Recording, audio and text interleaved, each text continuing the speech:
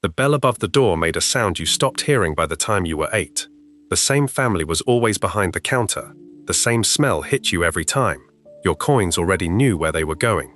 A corner shop ran on rules nobody wrote down, and you never questioned any of them. 18 things, found in shops across the whole country, working exactly the same way everywhere.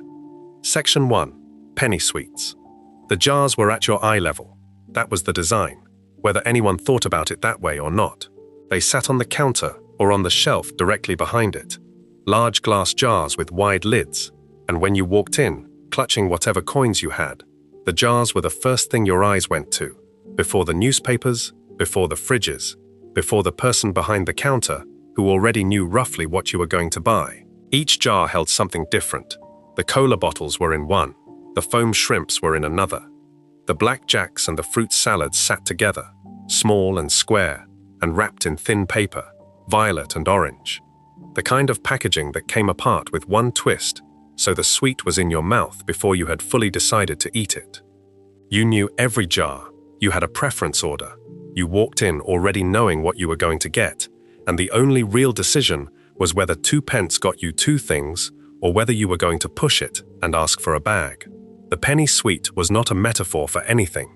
It was a sweet that cost 1 penny.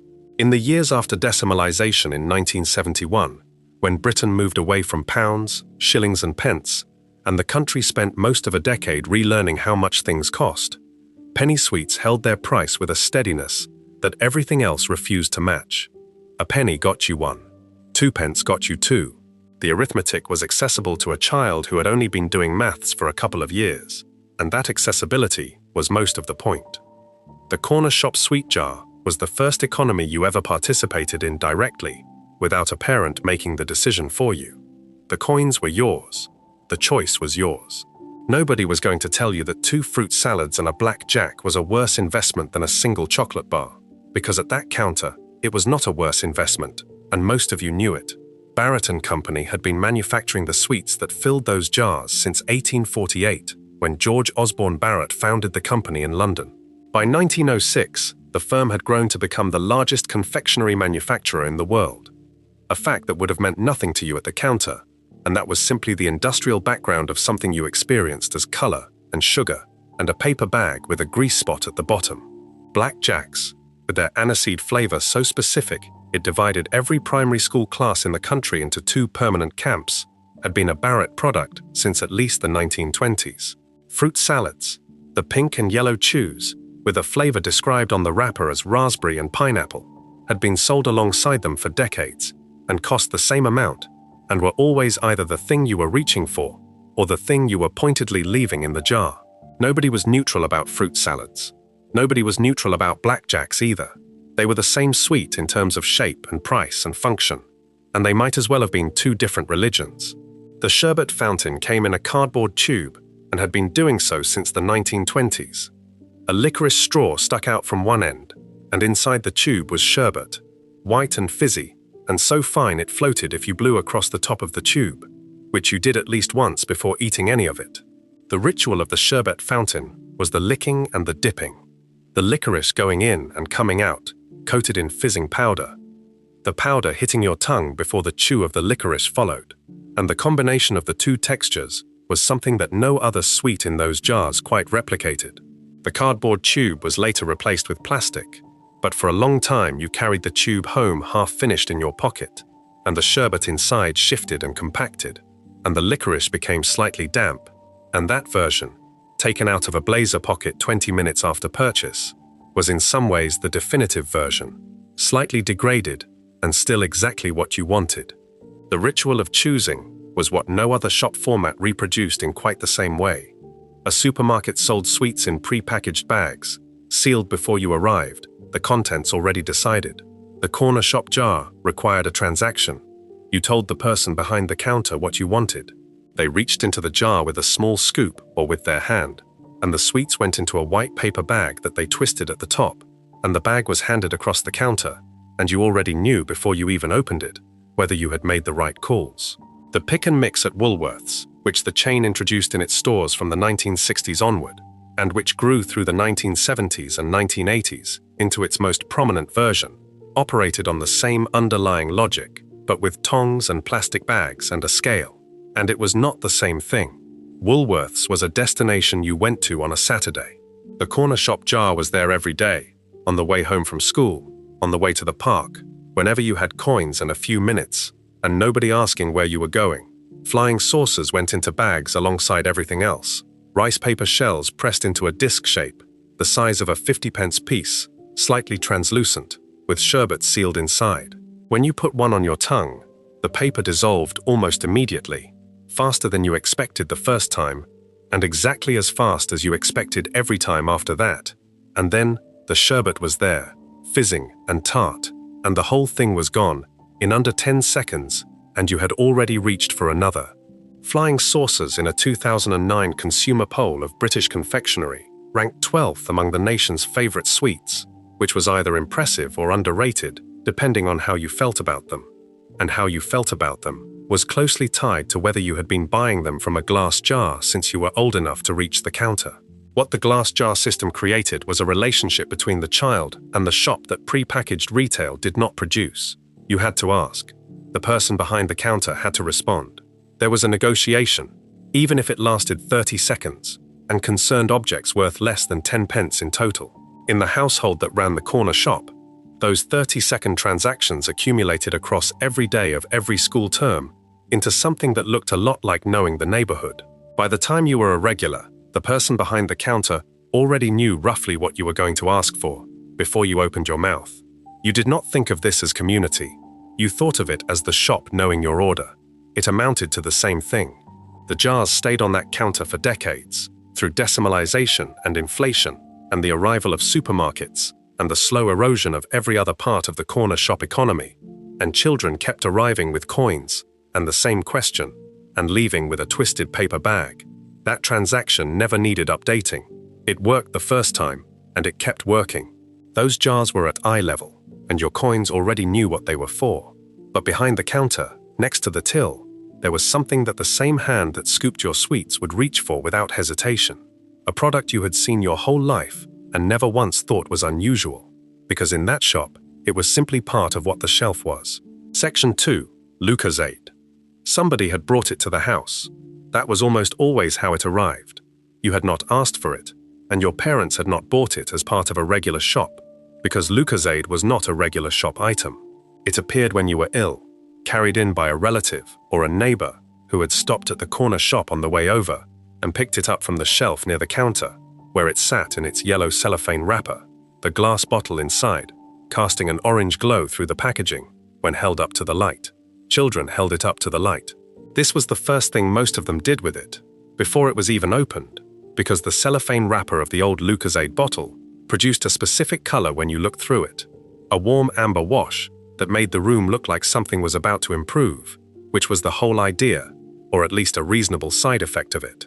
William Walker Hunter, a pharmacist trading under the name W. Owen & Son in the Barras Bridge area of Newcastle upon Tyne, formulated the drink in 1927, originally under the name Glucosade. The intention was specific and practical. He wanted something that could help sick children maintain energy when they were too unwell to eat, a glucose-based drink that went down easily and did something measurable for a body that had stopped cooperating.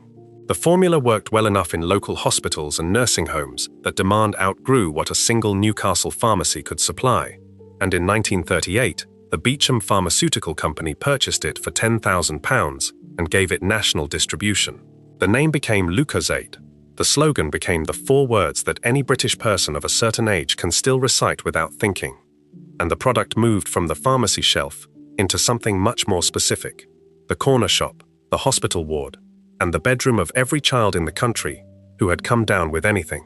The corner shop was where most families bought it, because the corner shop was where most families went when they needed something quickly and without planning. A supermarket required a trip.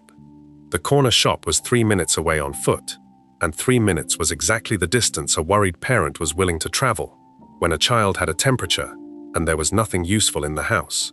Lucozade sat there waiting, on the shelf near the front, in that glass bottle with the ridged neck and the yellow cellophane wrapped around the body of it and taped at the top, and it was purchased alongside whatever else was needed for a sick day, perhaps a comic, perhaps some plain biscuits, and it went home in a carrier bag and was produced at the bedside with the particular ceremony that only sick day food ever receives. The cellophane made a sound when you unwrapped it, crinkly and dry, a specific paper-like rustling that was not quite like any other packaging in that kitchen or that bedroom. And children who grew up sick on Lucozade can still produce that sound precisely in their heads without trying. The bottleneck had bumps on it, raised ridges running around the glass in a ring below the cap, and your thumb ran over those ridges automatically while you drank from the bottle, the way your fingers always find texture on something you are holding. The drink itself was sweet and slightly citric and carbonated, the bubbles finer than a fizzy drink but present enough to register on the tongue, and the glucose in it produced a warmth on the way down that felt like it was doing something, which was the correct feeling to have when you were 8 years old and your temperature was wrong and the day had lost its shape.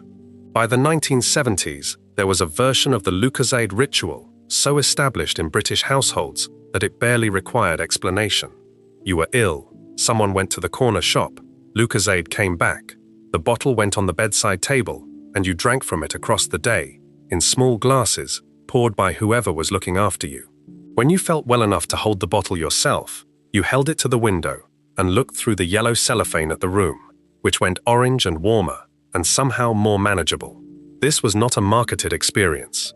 It was simply what happened, repeated in houses across the country with such regularity that the connection between Lucozade and being ill became one of the most durable associations in British consumer memory, strong enough that adults who encountered the drink decades later could still feel slightly feverish at the sight of the yellow packaging. The advertising of the period described the drink as aiding recovery, a slogan that appeared across magazine campaigns from the 1950s onward, and that ran long enough to become invisible through familiarity. By the early 1970s, a company analysis noted that the population was simply getting healthier, that the heavy seasonal epidemics of flu were becoming less frequent, and that a product built entirely around illness had a structural problem. The rebranding arrived in stages. A 1978 campaign tried repositioning it as a general energy provider. By 1983, the glass bottle and the yellow cellophane were gone, replaced with plastic, and a new slogan about replacing lost energy rather than aiding recovery. And between 1984 and 1989, British sales tripled to nearly £75 million, as the drink found a second life as something athletes reached for, rather than invalids. The corner shop kept it through all of this. Before 1983, it sat near the pharmacy counter, because that was the category it occupied. After 1983, it sat in the fridge, alongside everything else that was cold and carbonated. And a younger generation reached for it, for entirely different reasons, and had no particular feeling about yellow cellophane, because they had never seen it. The ritual that their parents remembered, the specific sick day ceremony of the crinkly wrapper and the ridged bottle and the orange-tinted room, had no equivalent in the sports drink version. The product was the same glucose and carbonation it had always been. The meaning had been deliberately removed, and the corner shop simply updated its shelf placement and moved on, because that was what the corner shop always did. Before we move on, if you're enjoying this analysis, please consider subscribing. It helps the channel tremendously. That yellow cellophane is gone now, and the bottle that replaced it never made a sound when you opened it. But there was something else in that corner shop that required no unwrapping and no ceremony at all.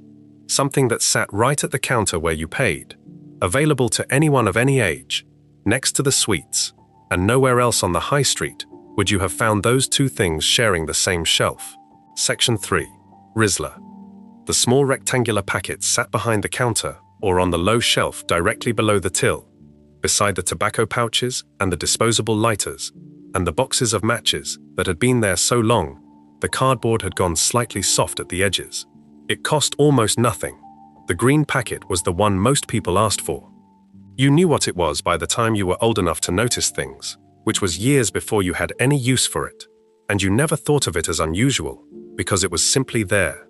The way the sweet jars were there, and the newspapers were there, and the telephone cards were there, a fixture of the counter so permanent, it had stopped being a choice and become part of the furniture. Rizla, said the packet, and that was the whole description required. The name came from two things combined. Riz is the French word for rice, and la was a contraction of la croix. the family name of the French papermakers, who had been in this business longer than almost any company in Europe. The Lacroix family had been producing fine paper in the Angoulême region of France since 1660, and by 1736 they owned their own paper mill and had founded a company specifically around rolling paper. In 1796, by the account the company itself has always preferred to tell, Napoleon granted the Lacroix family a license to supply rolling papers to his troops, and production scaled accordingly. In 1865, the formula shifted to rice paper, and the name emerged from the combination of the material and the maker, riz and la, compressed into a word that traveled well across languages and became in the British corner shop so ubiquitous that most people who asked for it by name had no idea they were saying anything French. The color system was what the corner shop regular understood without explanation. Green was standard thickness, medium weight, the beginner's paper, and the most sold version in the UK by a significant margin, with cut corners at the top edge that made the rolling process slightly more forgiving for hands that were still learning the motion. Red was the same weight without the cut corners, a minor distinction that meant something to the person who knew what they were doing, and nothing at all to the person who was new to it. Blue was thinner and slower burning, a step towards something more deliberate. Silver was thinner still, the paper almost invisible when you held it up, preferred by experienced hands for the way it disappeared into the finished product and left the taste of tobacco uninterrupted. The color told you everything.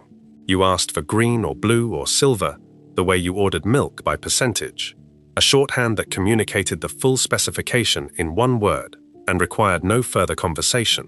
In 1942, the Lacroix family patented a gum strip applied to the edge of the rolling paper, a thin line of adhesive that, when licked and pressed, sealed the paper around the tobacco without slipping open.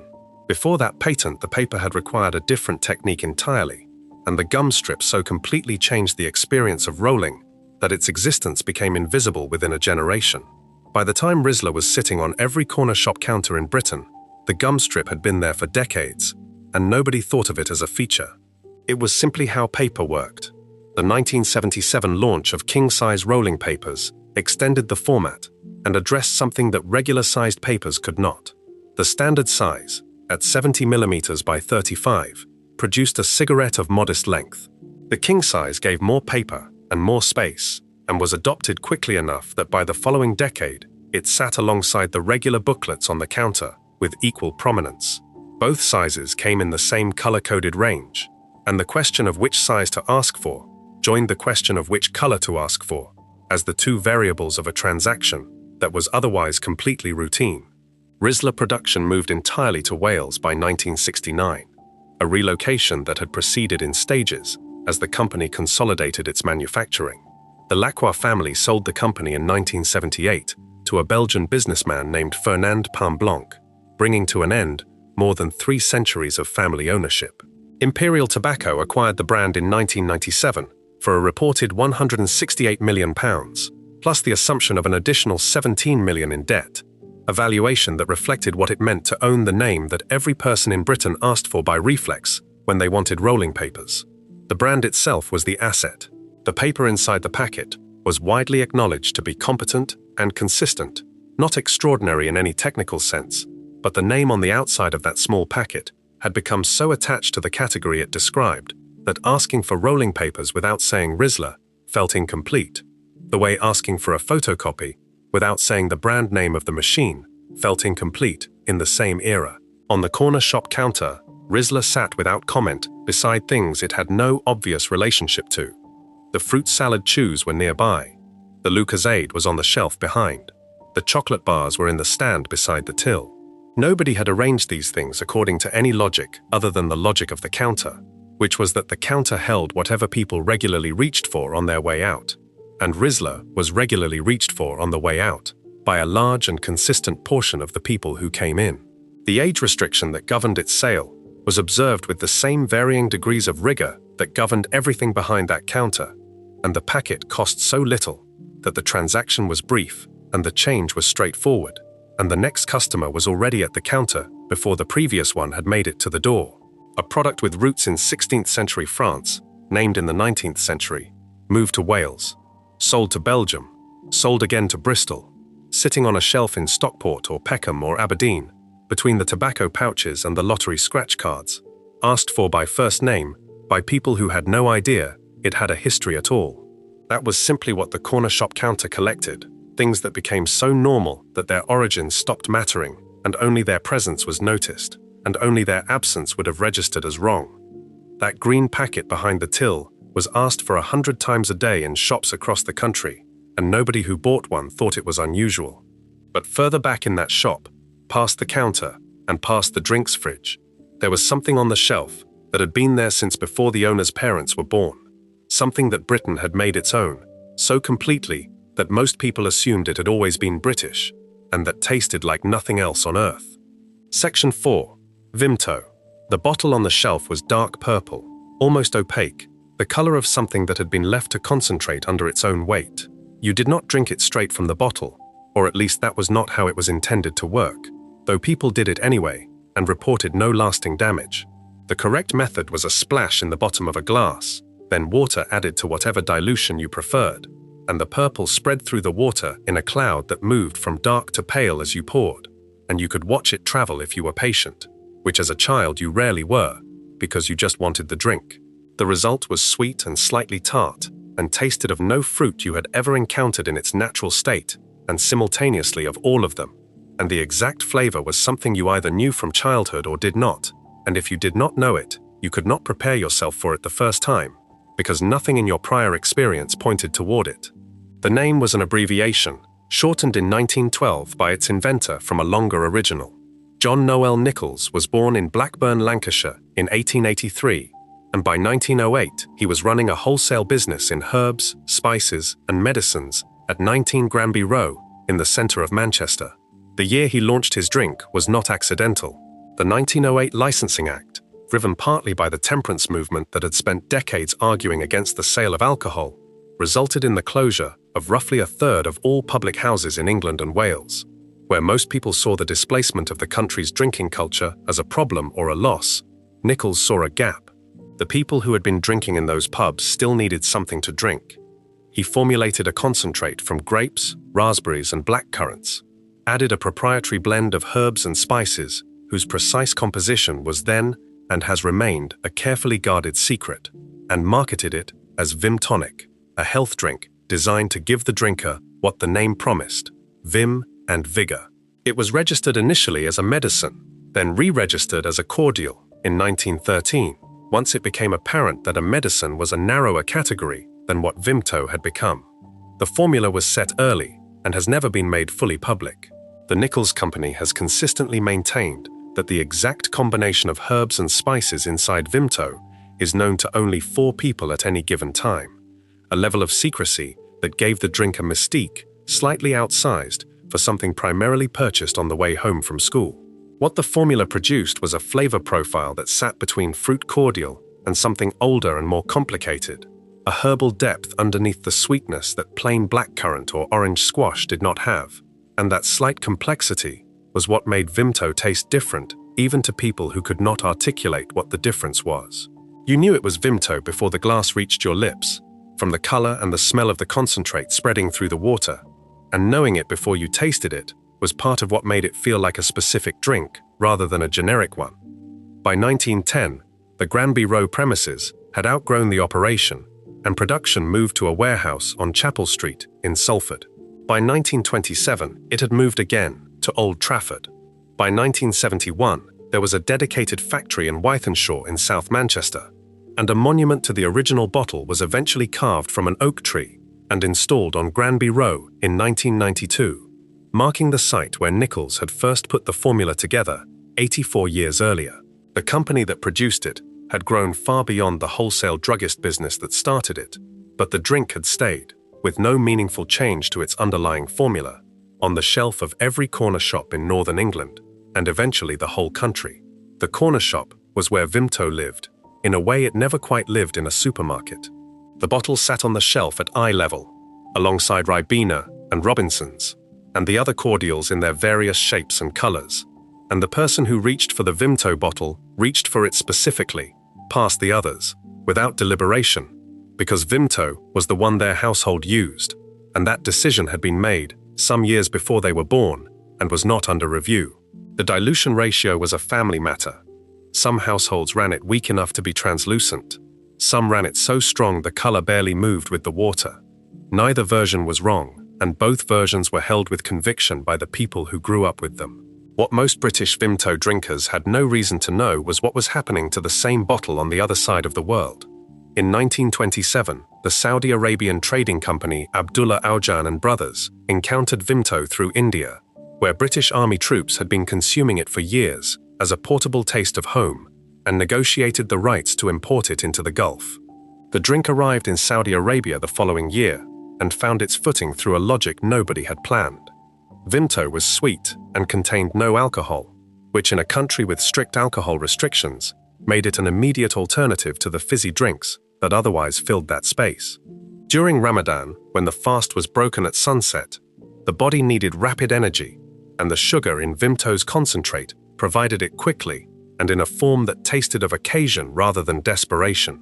By the mid-20th century, Vimto had become so embedded in iftar tables across Saudi Arabia, Kuwait, and the United Arab Emirates that during Ramadan, stores in those countries limited purchases to 2 bottles per customer to prevent shelves from emptying in the first days of the month. More than 35 million bottles moved through the Gulf states annually, and Saudi Arabia, Kuwait, and the UAE became the 3 highest consuming Vimto markets on Earth, outside the United Kingdom.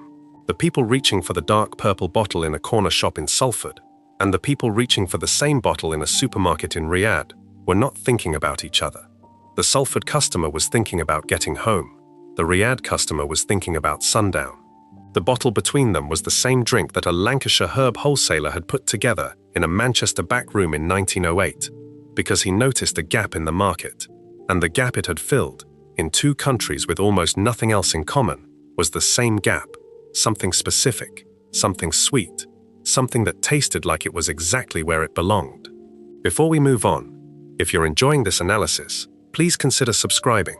It helps the channel tremendously. That purple bottle sat on the corner shop shelf between the other cordials and was reached for without looking by the people who knew it. But there was something else on that shelf that the same hand would collect on the same visit, something Britain had been drinking since childhood illness required it. A product so synonymous with recovery that its next life as something completely different still hasn't fully erased the first one. Section 5. Ribena. Somebody always added too much or too little, and whoever it was never admitted it. The bottle came out of the cupboard, the cap came off, and the dark liquid went into the glass first, before the water, because that was the correct order, even if nobody had explained the reason, which was that adding water to a full glass of concentrate produced uneven color, and an argument about whether it was mixed properly. A small splash of Ribena, then cold water up to near the rim, and the glass turned deep purple, and the smell came off it before you had even picked it up, something between fruit and something more medicinal, and more particular than fruit. A smell that did not prepare you for the taste in any way, because the taste was its own thing entirely. Familiar in a way that required no thought, and inexplicable in a way that also required no thought, because you had been drinking it since before you were old enough to ask what it was. The name came from Latin.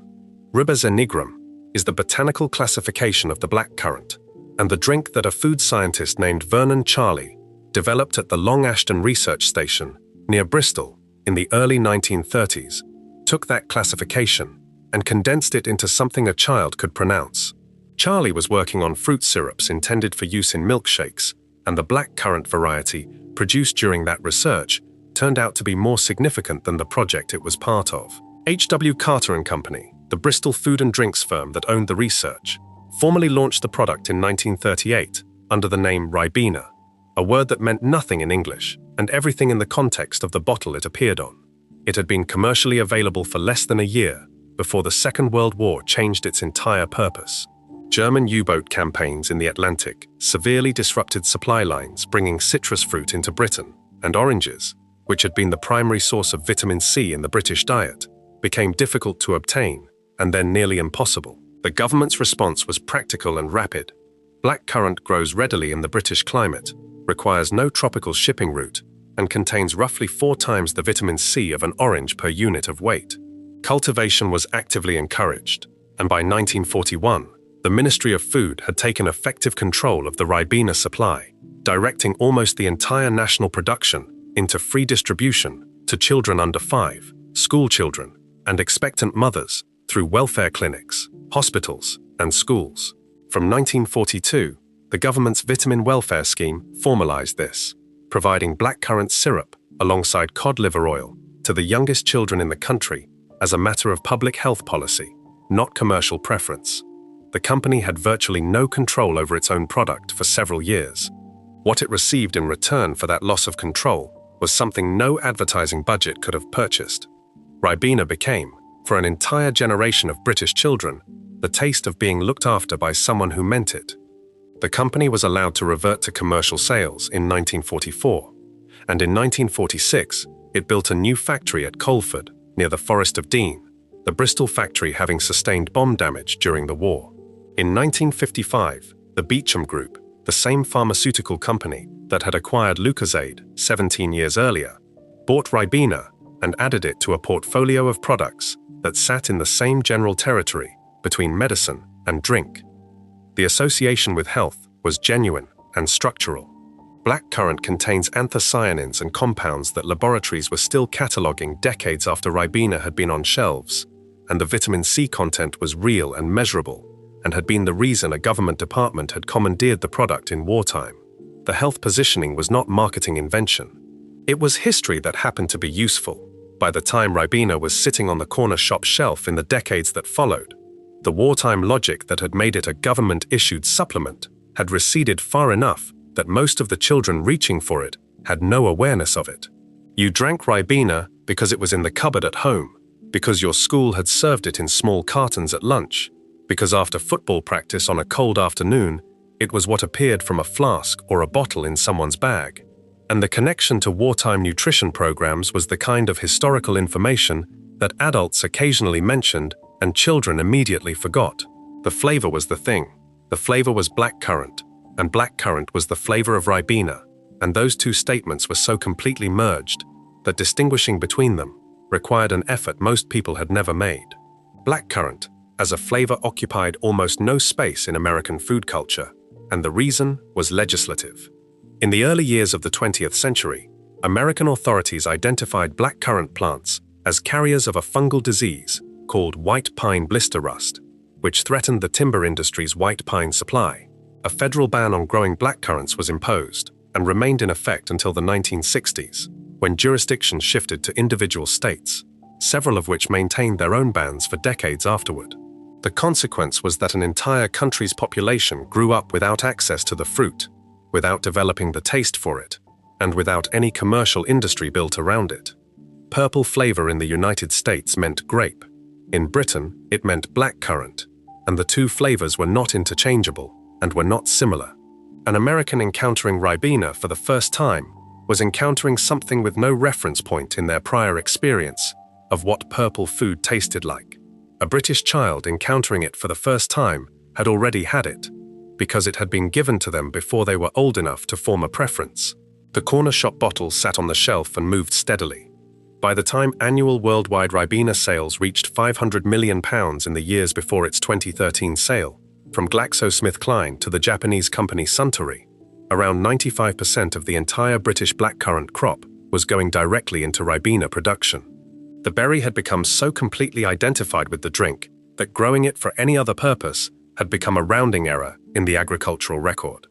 A whole fruit, cultivated across farms and gardens for centuries, redirected almost entirely into a single bottle. The corner shop stocked it because everyone who came through the door already had a relationship with it that predated their ability to make purchasing decisions, and that relationship did not expire. You grew up, the school cartons stopped, and you bought the bottle for yourself.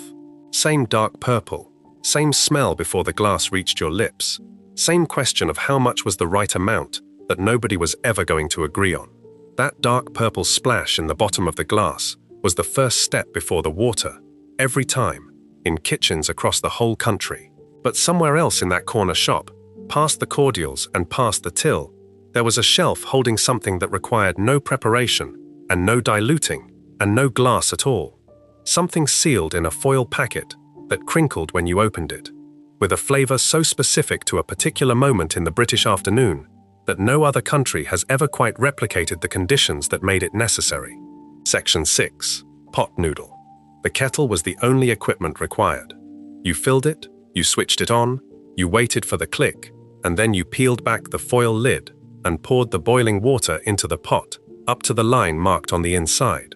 And you stirred once, and put the lid back on, and waited 2 minutes. And at the end of those 2 minutes, you had something that constituted a meal under any working definition of the word, produced without a pan, without a hob, without washing up, beyond the disposal of the pot itself. That was the proposition, stated as plainly as any food product had ever stated it. The corner shop that stocked pot noodle was selling the specific convenience of a hot meal that required nothing beyond a kettle and 1 minute of standing there waiting.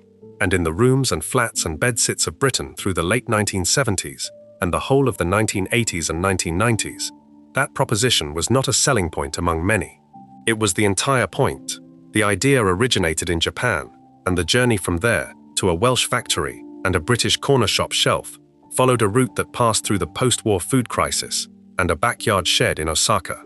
Momofuku Ando, the founder of Nissin Food Products, had watched queues forming outside makeshift ramen stalls in Japan in the years immediately after the Second World War, people standing in the cold waiting for a single bowl because they were hungry and the bowl was what was available. The experience motivated a decade of research in a shed he built in his garden in Ikeda, Osaka Prefecture, and in 1958, he produced the first instant noodles, a block of pre-seasoned dehydrated noodles that became edible 2 minutes after boiling water was added.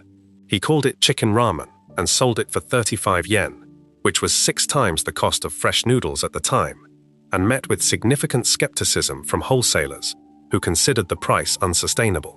Ando was correct, and the skeptics were not, and by 1971, his company had developed the format further into cup noodles, the first noodle product packaged in its own disposable cup, which meant the cup itself became the vessel for preparation and eating, and no bowl was required at any point in the process. Golden Wonder, the British crisp and snack manufacturer, observed what cup noodles was doing in Japan and in the United States, where Nissin had introduced the product in 1972, and in 1977 launched its own version for the British market from a factory in Crumlin in South Wales. Golden Wonder called it pot noodle, priced it at between 20 and 30 pence per pot, and initially pitched it to a country where noodles were not yet a familiar ingredient and convenience food was still finding its shape. The original range was straightforward. Chicken and mushroom was the flagship flavor, the one that became the default, the one that most of Britain encountered first and associated most strongly with the yellow pot. Beef and tomato came alongside it. Sweet and sour followed. The dried vegetables inside the pot, rehydrated by the boiling water, were recognizable as versions of their original selves without closely resembling them, and the flavor powder dissolved into the water and coated the noodles in something that was intensely savory and slightly synthetic and entirely its own thing, not trying to reproduce a restaurant dish, but producing a pot noodle, which by the time anyone had eaten 3 of them was a category unto itself. The Crumlin factory in Wales became and remained the sole production site for all British pot noodles across every subsequent change of ownership, which happened at regular intervals as the brand passed through the food industry like a baton nobody wanted to put down. Golden Wonder sold it in 1995 to Dalgety, which sold it almost immediately to Best Foods for $280 million, a figure that communicated clearly what the brand was worth to the people paying for it. Best Foods was acquired by Unilever in 2000. And pot noodle came with the transaction, joining a corporate portfolio that included Hellmann's and Dove soap and Marmite, without any of those products appearing to be obvious shelf companions.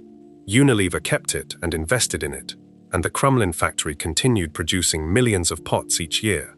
The cultural reputation that accumulated around pot noodle through the 1980s and 1990s was not despite the product's nature, but because of it, and the brand leaned into the reputation with a consistency that became its own form of integrity. Advertising campaigns through the 1990s and early 2000s were deliberately provocative in ways that drew official complaints and therefore attention, and the product became known as the thing people ate when they were not prepared to pretend they were doing anything sophisticated, which was a significant portion of the population at a significant number of moments in any given week. A 2002 advertising campaign that described the product using a phrase the Independent Television Commission found offensive enough to ban from television had already communicated the essential truth the campaign was built around. Pot noodle had become the food you admitted to eating when you were past the point of maintaining the pretense that you were eating anything else, and the honesty of that position had its own constituency. The corner shop was where most pot noodles were bought, because a corner shop was where most pot noodles were needed, which was in the moment, without planning, in the 10 minutes before something else was supposed to happen. A supermarket required a decision made earlier in the day. The corner shop was accessible at the moment the need became apparent.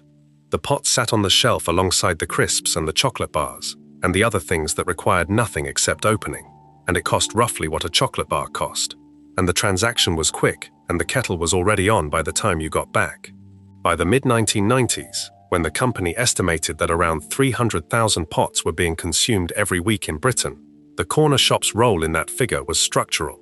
The product needed to be available at the moment of wanting, and the corner shop was where availability at the moment of wanting lived. What pot noodle sat next to on the corner shop shelf, and what it had been categorized as at any corporate level, were two different things. In the shop, it was between the crisps and the biscuits. At eye level, for a person who had just come in out of the cold and wanted something hot and had 3 minutes to wait for it. On the balance sheet, it was an instant savory snack with a 2-year shelf life and a loyal repeat purchase rate that defied every effort to characterize its consumer as someone who would eventually grow out of it. They did not grow out of it. They grew into it at 18 and were still buying it at 40, quietly, at the counter of a corner shop on a Tuesday evening, getting the change before anyone they knew could walk past the window. Before we move on, if you're enjoying this analysis, please consider subscribing.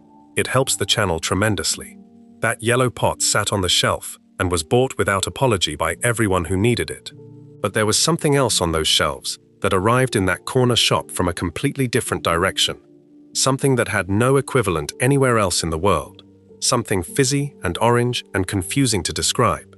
And that Britain had quietly made its national drink without ever formally announcing the decision. Section 7. Urn Brew. You had to have grown up with it to understand what you were looking at when you saw it for the first time. The color alone stopped you. A fluorescent orange that had no equivalent in natural fruit. More electric than orange juice. More vivid than any soda that had been colored with actual citrus. The color of something that had been deliberately turned up past the point where fruit could go. And then the can said the name, with the missing vowels and the compressed spelling, and you either already knew or you did not. And if you did not know, the name gave you almost nothing to work with. Scotland's corner shops stocked it on the same shelf as Coca-Cola, and in Scotland, it outsold Coca-Cola, and had been doing so continuously since before most people alive in the 1970s had been born. That fact was either extraordinary or completely obvious, depending on where you had grown up. And if you had grown up in Scotland, it was the second thing. The Barr family had been making soft drinks in Falkirk since Robert Barr established the business in 1875. The drink that became Urn Brew arrived on the 15th of April 1901 under the name Iron Brew, launched officially by Andrew Barr following years of earlier development. And the story the company has always preferred to attach to its origin was that it was created for the steelworkers rebuilding Glasgow Central Station, men who had been drinking beer to get through physically brutal days of work, and for whom a non-alcoholic alternative that could actually satisfy a serious thirst was a practical requirement rather than a lifestyle choice. The formula the Barr family arrived at contained 32 distinct flavoring ingredients, a number that has passed into the drink's own mythology and that the company has never fully elaborated upon. And among those flavors were caffeine and quinine and ammonium ferric citrate, the last of these being the compound that lent the drink its trace quantity of iron, something in the order of 0.002%, which was less iron than most things you handled in a day, but more iron than any other major soft drink, and enough to justify the name, and later, the advertising that claimed it was made from girders. The recipe was a secret in the same category as Vimto's herbs and Coca-Cola's formula, known in full to only 3 people according to the company's own account. The former chairman Robin Barr, his daughter Julie Barr, and one other director. The company has maintained for decades that the 3 people who hold the complete recipe do not travel on the same flight simultaneously, on the grounds that losing all three in a single event would constitute an irreversible catastrophe. Whether this precaution is policy or mythology has never been formally clarified, and the company has shown no particular desire to clarify it, because the story sits comfortably alongside the Gerda's marketing and the aura of deliberate mysteriousness that surrounded the formula. The name change happened in 1946. Proposed food labeling regulations in Britain stipulated that product names had to be literally true, and Iron Brew was immediately vulnerable on 2 counts. The drink did contain iron, technically, but it was not brewed in any sense that the legislation or a brewing chemist would have recognized.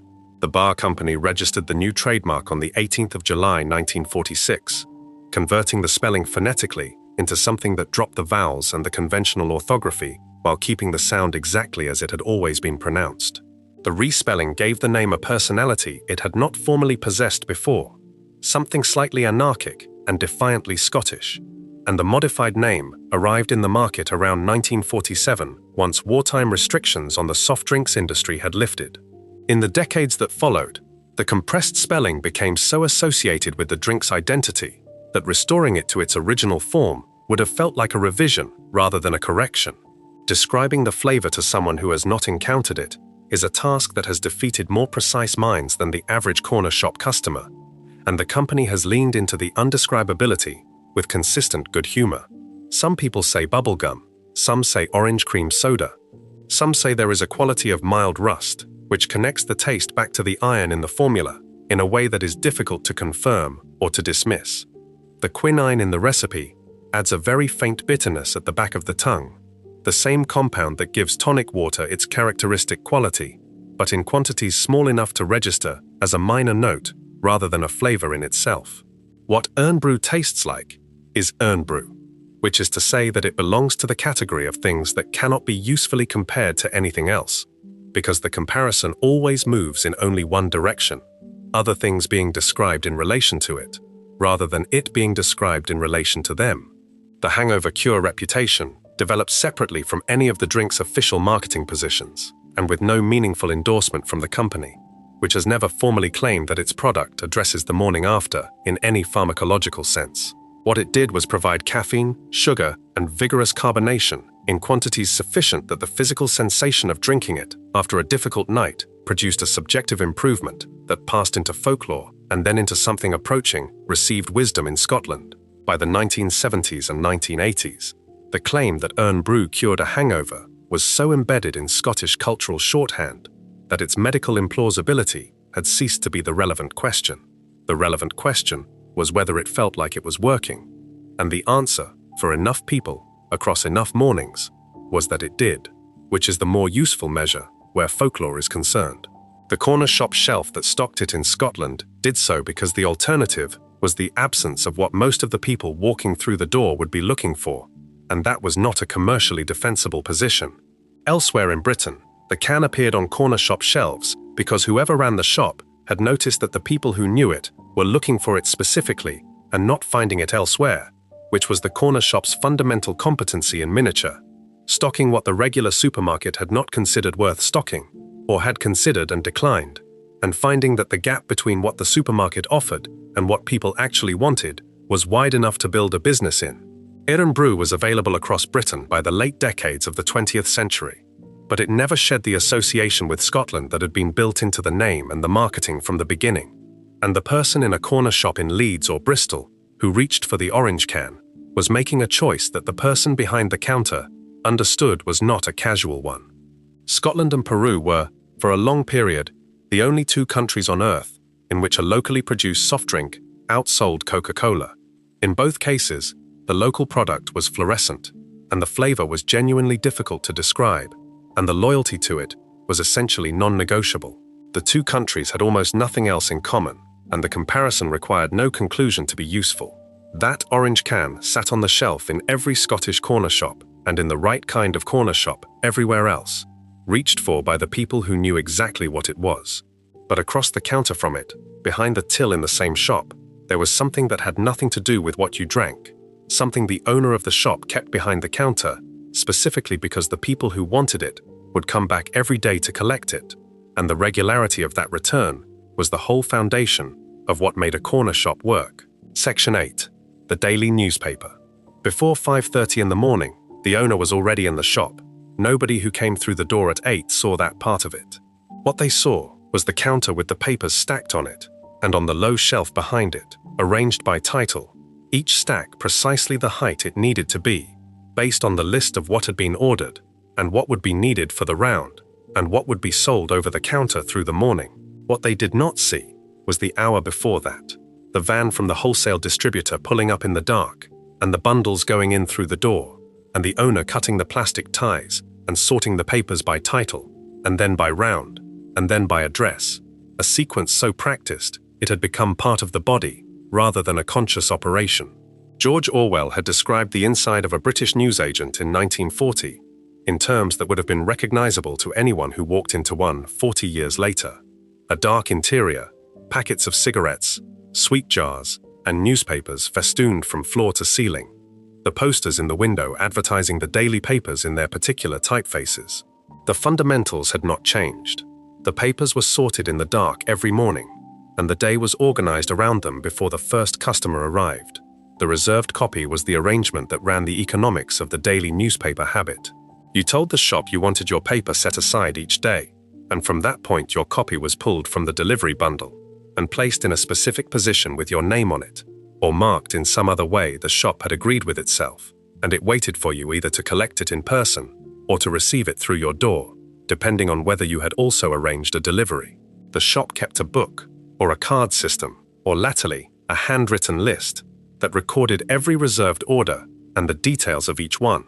The reserved list was the most stable document in the shop because the people on it rarely changed their requirements from one week to the next or from one decade to the next, which meant that the list became over time a record of the neighborhood's daily reading, stable and quietly comprehensive, in a way that no subsequent data system has quite replicated in the same form. The paper round organized a particular generation's first experience of paid work.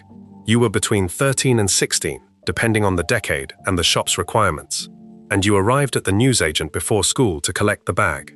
The bag was canvas and heavy across one shoulder, and the papers inside it were sorted in the order of the route, which you learned in the first week and did not need to relearn because the route did not change. The same houses got the same papers on the same mornings, in the same sequence, and the mechanism of the round, once established, ran itself.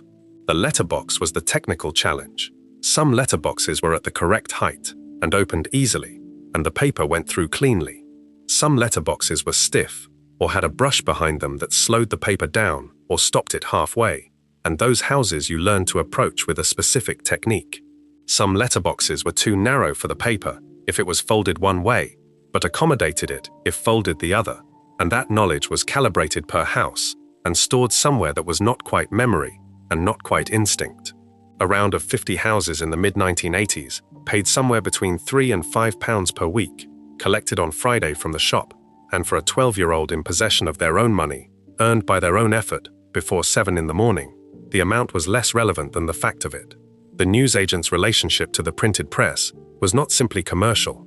The corner shop that sold newspapers occupied a specific position in the information infrastructure of British daily life through the 20th century, a position that had developed at the end of the Victorian era when mass circulation newspapers first proliferated and required a retail network capable of distributing them to every street in every city and town in the country. The corner shop evolved from the general stationer into the newsagent precisely to serve that function, and the newspapers were understood early on as a means of bringing people through the door rather than as the primary source of profit, a recognition that a customer who came every morning for their paper was a customer who could be sold everything else on the shelf while they were standing at the counter. The newspaper as a loss leader, driving foot traffic and habit, was a commercial logic that shaped the layout of the corner shop in ways that remained visible for a century afterward. The Saturday morning paper was different from every other paper of the week. Saturday carried the football results in early editions and the preview coverage in others, and the weight of the Saturday paper by the time the supplements were included had become by the 1970s and 1980s a physical event. The Sunday newspaper was more different still. Where the daily paper was a single folded tabloid or broadsheet, the Sunday paper by the 1970s had accumulated supplements and magazines and listings sections until the pile on the newsagent's counter was something that needed managing rather than simply stacking. The person who had arranged to have the Sunday paper delivered had not always fully appreciated how much was going to come through the letterbox until the first Sunday after the standing order was placed, when the full accumulation of supplements arrived in the hall and had to be carried to the kitchen in 2 trips. The papers stacked on the corner shop counter on any given morning represented the full range of the national press arranged by title, and the arrangement was not neutral. The tabloids were at the front because they sold more copies and needed to be accessible. The broadsheets were stacked separately. The local paper had its own stack to the side. The prices were written on a small card, or were so well established in the regular customer's memory that asking required something like an apology. The person who came in every morning for the same paper and the same transaction had reduced that transaction to its minimum components. A glance at the stack, a hand movement, a coin or note placed on the counter. The correct change returned without counting, because the amount had not changed in the last 6 months. The newsagent who had been watching that person make that movement every morning for 3 years knew before they walked through the door which paper they were reaching for. That was not a remarkable piece of knowledge. It was simply what daily contact accumulated into, over enough mornings, in a room small enough that nobody disappeared into it. What the corner shop built through the newspaper habit was the same thing it built through every daily transaction, a relationship that did not require acknowledgement to function, but that shaped the shop and the street around it in ways that became apparent only through their absence. When the shop closed, the people who had been buying their paper there every morning for 20 years found that there was nowhere obvious to replace the transaction, because the transaction had never been purely about the paper. Before we move on, if you're enjoying this analysis, please consider subscribing. It helps the channel tremendously. Those papers were stacked on the counter every morning before anyone arrived, sorted in the dark by someone who had been at it since before 5. But the same shop that organized the whole neighborhood's reading also ran a completely different operation behind the counter. One that required no sorting, no delivery van, and no early morning at all. One that turned up every evening and expected to be served quickly. Section 9, the off-license. The 2 things that needed to be understood were these. First, that the license was specifically for consumption off the premises, meaning you purchased what you purchased and you took it away, and the shop had no obligation to do anything further and no legal interest in where you drank it, provided you crossed the threshold to do so. Second, that this license existed in a shop that also sold fruit salad chews, school children's comics, birthday cards, and loose-leaf tobacco, and that nobody in Britain found this combination unusual or requiring explanation, because the corner shop that held an off-license was simply the corner shop, and what it stocked was what it stocked, and the person who came in at 8 in the morning for a newspaper, and the person who came in at 8 in the evening for a 4-pack were using the same door and standing at the same counter, and were served by the same hand, without either transaction commenting on the other. The term described the legal status exactly, a license to sell alcohol for consumption off the premises, as distinct from a non-license, which permitted consumption on site, as in a pub or a bar. The licensing framework had been building through various iterations of British law for most of the 19th and 20th centuries, shaped significantly by the Victorian temperance movement's sustained pressure on the retail trade in alcohol, and then reshaped repeatedly by the practical requirements of actually organizing how and when alcohol could legally change hands across the country. The Licensing Act 2003 eventually consolidated much of the previous accumulated legislation into a single premises license framework, but the term off-license had by then been in common use long enough to persist in the vernacular, regardless of the formal legal architecture underneath it. You called the shop the offie. You knew what you meant. The person behind the counter knew what you meant. The legal description was for the council's records, not for the conversation at the till.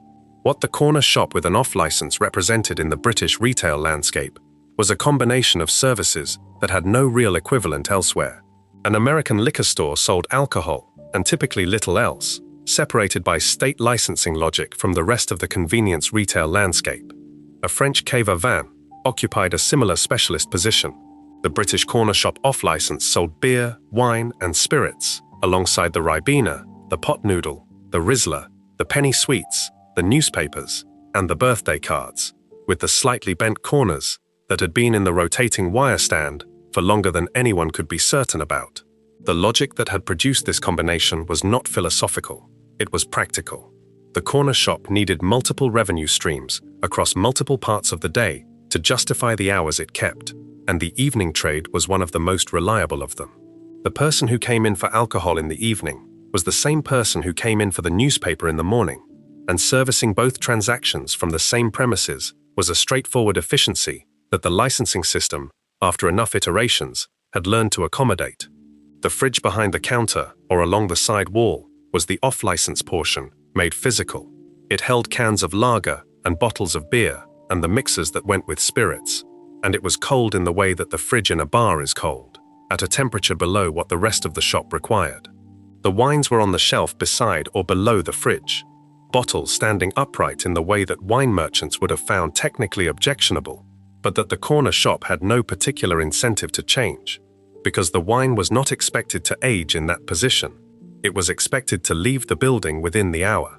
The spirits were behind the counter, with the cigarettes and the scratch cards and the Rizzler, the things that cost enough, or were age-restricted enough to require the barrier of the counter between them and the customer.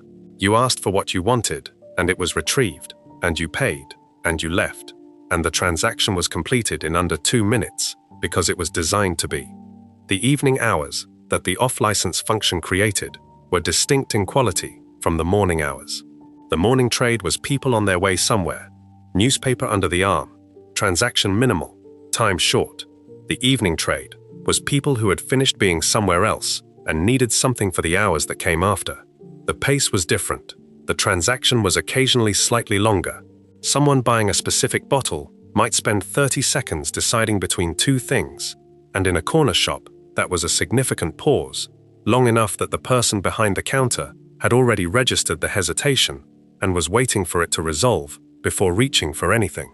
The shop adapted its rhythm to the time of day without anyone deciding it should, because the rhythm was determined by the people walking through the door, and the people walking through the door changed between morning and evening in ways that adjusted everything from the pace of the till to the temperature of the fridge. Supermarkets began selling alcohol in significant volumes from the 1970s onward, as their licensed areas expanded, and their pricing advantages over independent retailers were real and consistent.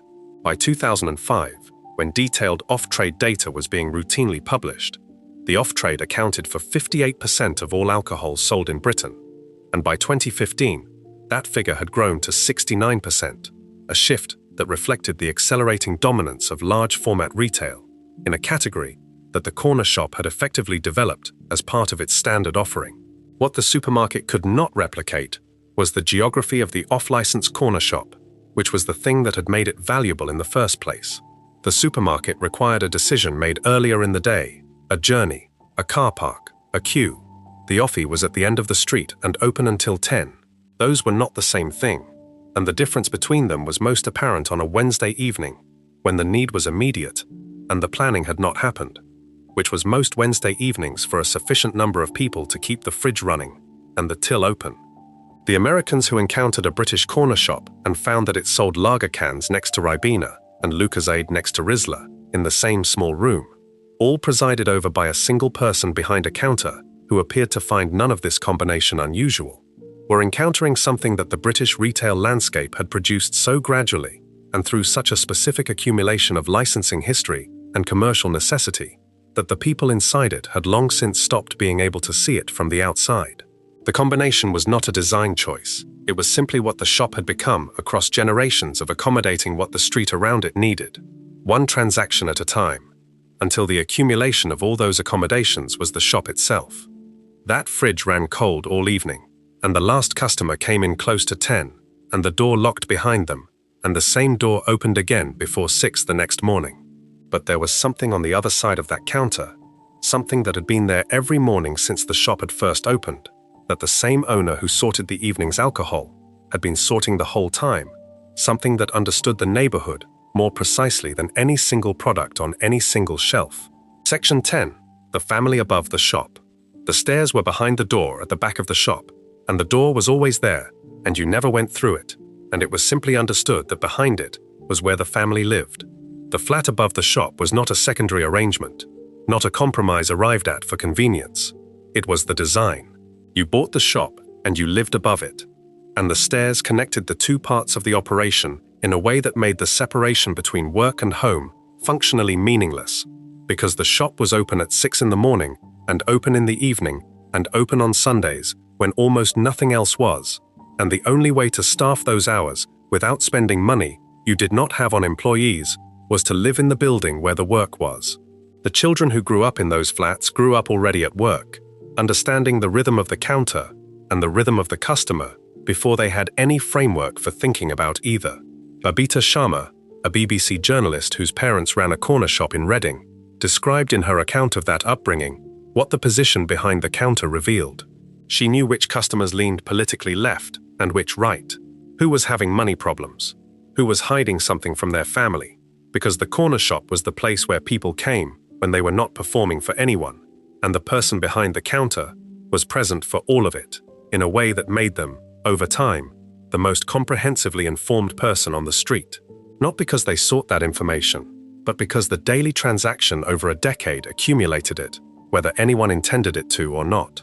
The South Asian family that ran most of the corner shops you walked into through the 1970s and 1980s arrived at that counter through a particular history. The first wave came from the Indian subcontinent in the 1950s and 1960s, drawn by post-war labor shortages and the active recruitment of Commonwealth citizens to fill factory and public service jobs. The second and larger wave came not directly from South Asia, but from East Africa, where Indian families had settled during the colonial period and had built commercial lives across Kenya, Uganda, and Tanzania. When those countries moved toward independence and the political climate shifted, the pressure on Asian communities intensified, and the most acute version of that pressure arrived in Britain in 1972. On the 4th of August of that year, Ugandan President Idi Amin ordered the expulsion of all Asians holding British passports, giving them 90 days to leave a country where many of their families had lived for 2 or 3 generations. The accusation was that they had dominated trade without integrating, the language borrowed from a much older and more familiar playbook for displacing a commercially successful minority. Just over 28,000 Ugandan Asians arrived in Britain in the months that followed, many carrying almost nothing, holding British passports that the British government had briefly and shamefully attempted to argue did not guarantee them automatic right of entry. They arrived in the autumn and winter of 1972, were processed through reception centres, and within a few years, a significant number had found their footing in the same place that earlier waves of South Asian migrants had found theirs, the small retail business, and specifically, the newsagent and corner shop. The logic was consistent across the different waves of arrival. Factory work was available but precarious, controlled by unions that were not uniformly welcoming to new arrivals, and tied to employers whose goodwill could not be assumed. The corner shop offered something different. You were your own employer. The hours were yours to set, which meant in practice that you set them to whatever the business required, which was long. The capital required to purchase a going concern was modest enough to be reachable through family savings or community lending. The skills required were not technical but relational, and relational competence, the ability to remember names and preferences, to extend small courtesies, to make a customer feel seen rather than processed, was something that families who had spent generations in trade understood intrinsically. And crucially, the corner shop served customers at hours that the larger competition refused to cover, which meant the niche was structural and protected in a way that no amount of supermarket expansion could immediately eliminate.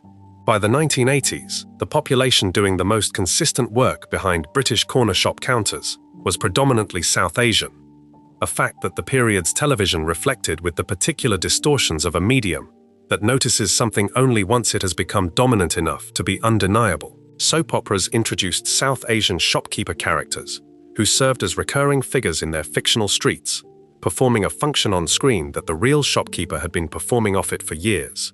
The person who knew the neighborhood in ways that nobody else quite did, who held the threads of the community together without claiming to do so. The stereotype that attached itself to this visibility was reductive in the way that television stereotypes always are. But the underlying truth it compressed was real. The family above the shop did know things.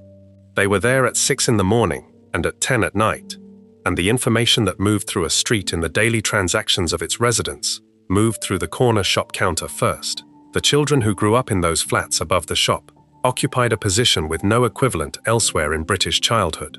They were inside the shop before it opened and after it closed. They restocked shelves as teenagers. They covered the counter when a parent needed to step away.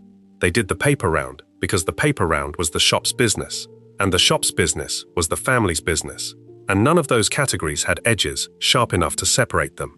They grew up knowing the names of customers they had never formally been introduced to, knowing the preferred paper and the preferred tobacco and the preferred chocolate bar of 50 or 60 people who came through the door regularly, because that knowledge had transferred through proximity and repetition long before it was consciously acquired. What the shop gave those children was also what it gave the street. The corner shop, owned and operated by a family that lived above it, was not a retail unit that happened to serve a neighborhood. It was the neighborhood's other address, the place you went when the calculation was not about price or selection, but about time, proximity, and the quiet comfort of being recognized by the person who handed you your change. The customers who had been coming in for 20 years, and the owner who had been handing them their change for 20 years, had not, in most cases, had a significant conversation. They had had thousands of brief ones, and the accumulation of those brief conversations was a relationship that neither party would have described as friendship, but that both would have noticed, sharply, in its absence. Before we move on, if you're enjoying this analysis, please consider subscribing. It helps the channel tremendously. That door at the back of the shop led to where the family lived, and the people who came through the front door were the family's daily world, in a way that had no equivalent in any other business. But in the front of the shop, past the counter and past the sweet jars, there was something else that every child in Britain knew by sight before they could read the label on it. Something kept behind a glass door that ran cold even in summer, and something you chose by looking at the picture on the wrapper rather than by reading any description of what was inside. Section 11. The freezer cabinet. The glass lid was cold to the touch even in winter, and in summer, the cold came off it in a wave when you lifted it and stood there not quite deciding. The cabinet sat near the counter or along the wall just past it, a chest freezer with a hinged glass top through which you could see the contents without opening it and without committing to anything, which was the whole point of the glass. You pressed your face slightly toward it and surveyed what was in there, and the glass fogged slightly from your breath, and you had to wait for it to clear before the next part of the survey. The contents were arranged with varying degrees of order, depending on the shop and the day. When the delivery had just happened, the cabinet was full, and everything was at the top and visible. A week in, with no restock, things had shifted and sunk, and the best items were either gone or buried, and finding what you wanted required lifting the lid and reaching in and rummaging with one hand, while the cold moved up your arm, and the person behind the counter watched this with a patience that had limits. Walls established the commercial logic that put a freezer in a corner shop in the first place, and the method they used to do it was one of the more consequential arrangements in British retail history. The company had been making ice cream since 1922, starting from a factory in Acton, Middlesex, and distributing through the famous Stop Me and Buy One tricycles, whose numbers grew from 10 in 1922 to 8,500 by 1939. After the Second World War disrupted production, and the requisitioned tricycles were sold off in 1947, Walls moved its distribution strategy from the street to the shop. The arrangement they offered was straightforward and effective. The company would supply a freezer cabinet to the retailer at no direct cost, in exchange for the retailer stocking only Walls products in it. The freezer was the hook, and the exclusivity was the condition, and the corner shop owner who accepted the deal gained refrigerated storage they could not otherwise have afforded, at the price of becoming a single-brand outlet for whatever occupied that cabinet. By the 1970s, this model had placed Walls equipment in corner shops across the country, and the freezer cabinet with its branded livery was as much a fixture of the corner shop interior as the sweet jars and the magazine rack.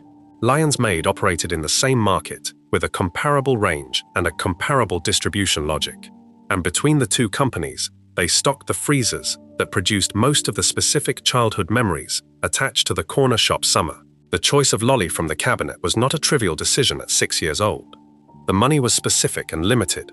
The options were visible, but required effort to fully appraise, and the consequences of a wrong choice could not be undone once the lid had closed behind you. The fab. launched by Lion's Maid in 1967, was Strawberry Ice Lolly, with a vanilla ice cream layer and chocolate at the top, covered in hundreds and thousands along the chocolate portion, named after the Thunderbird's catchphrase favored by Lady Penelope and featuring her image on the wrapper.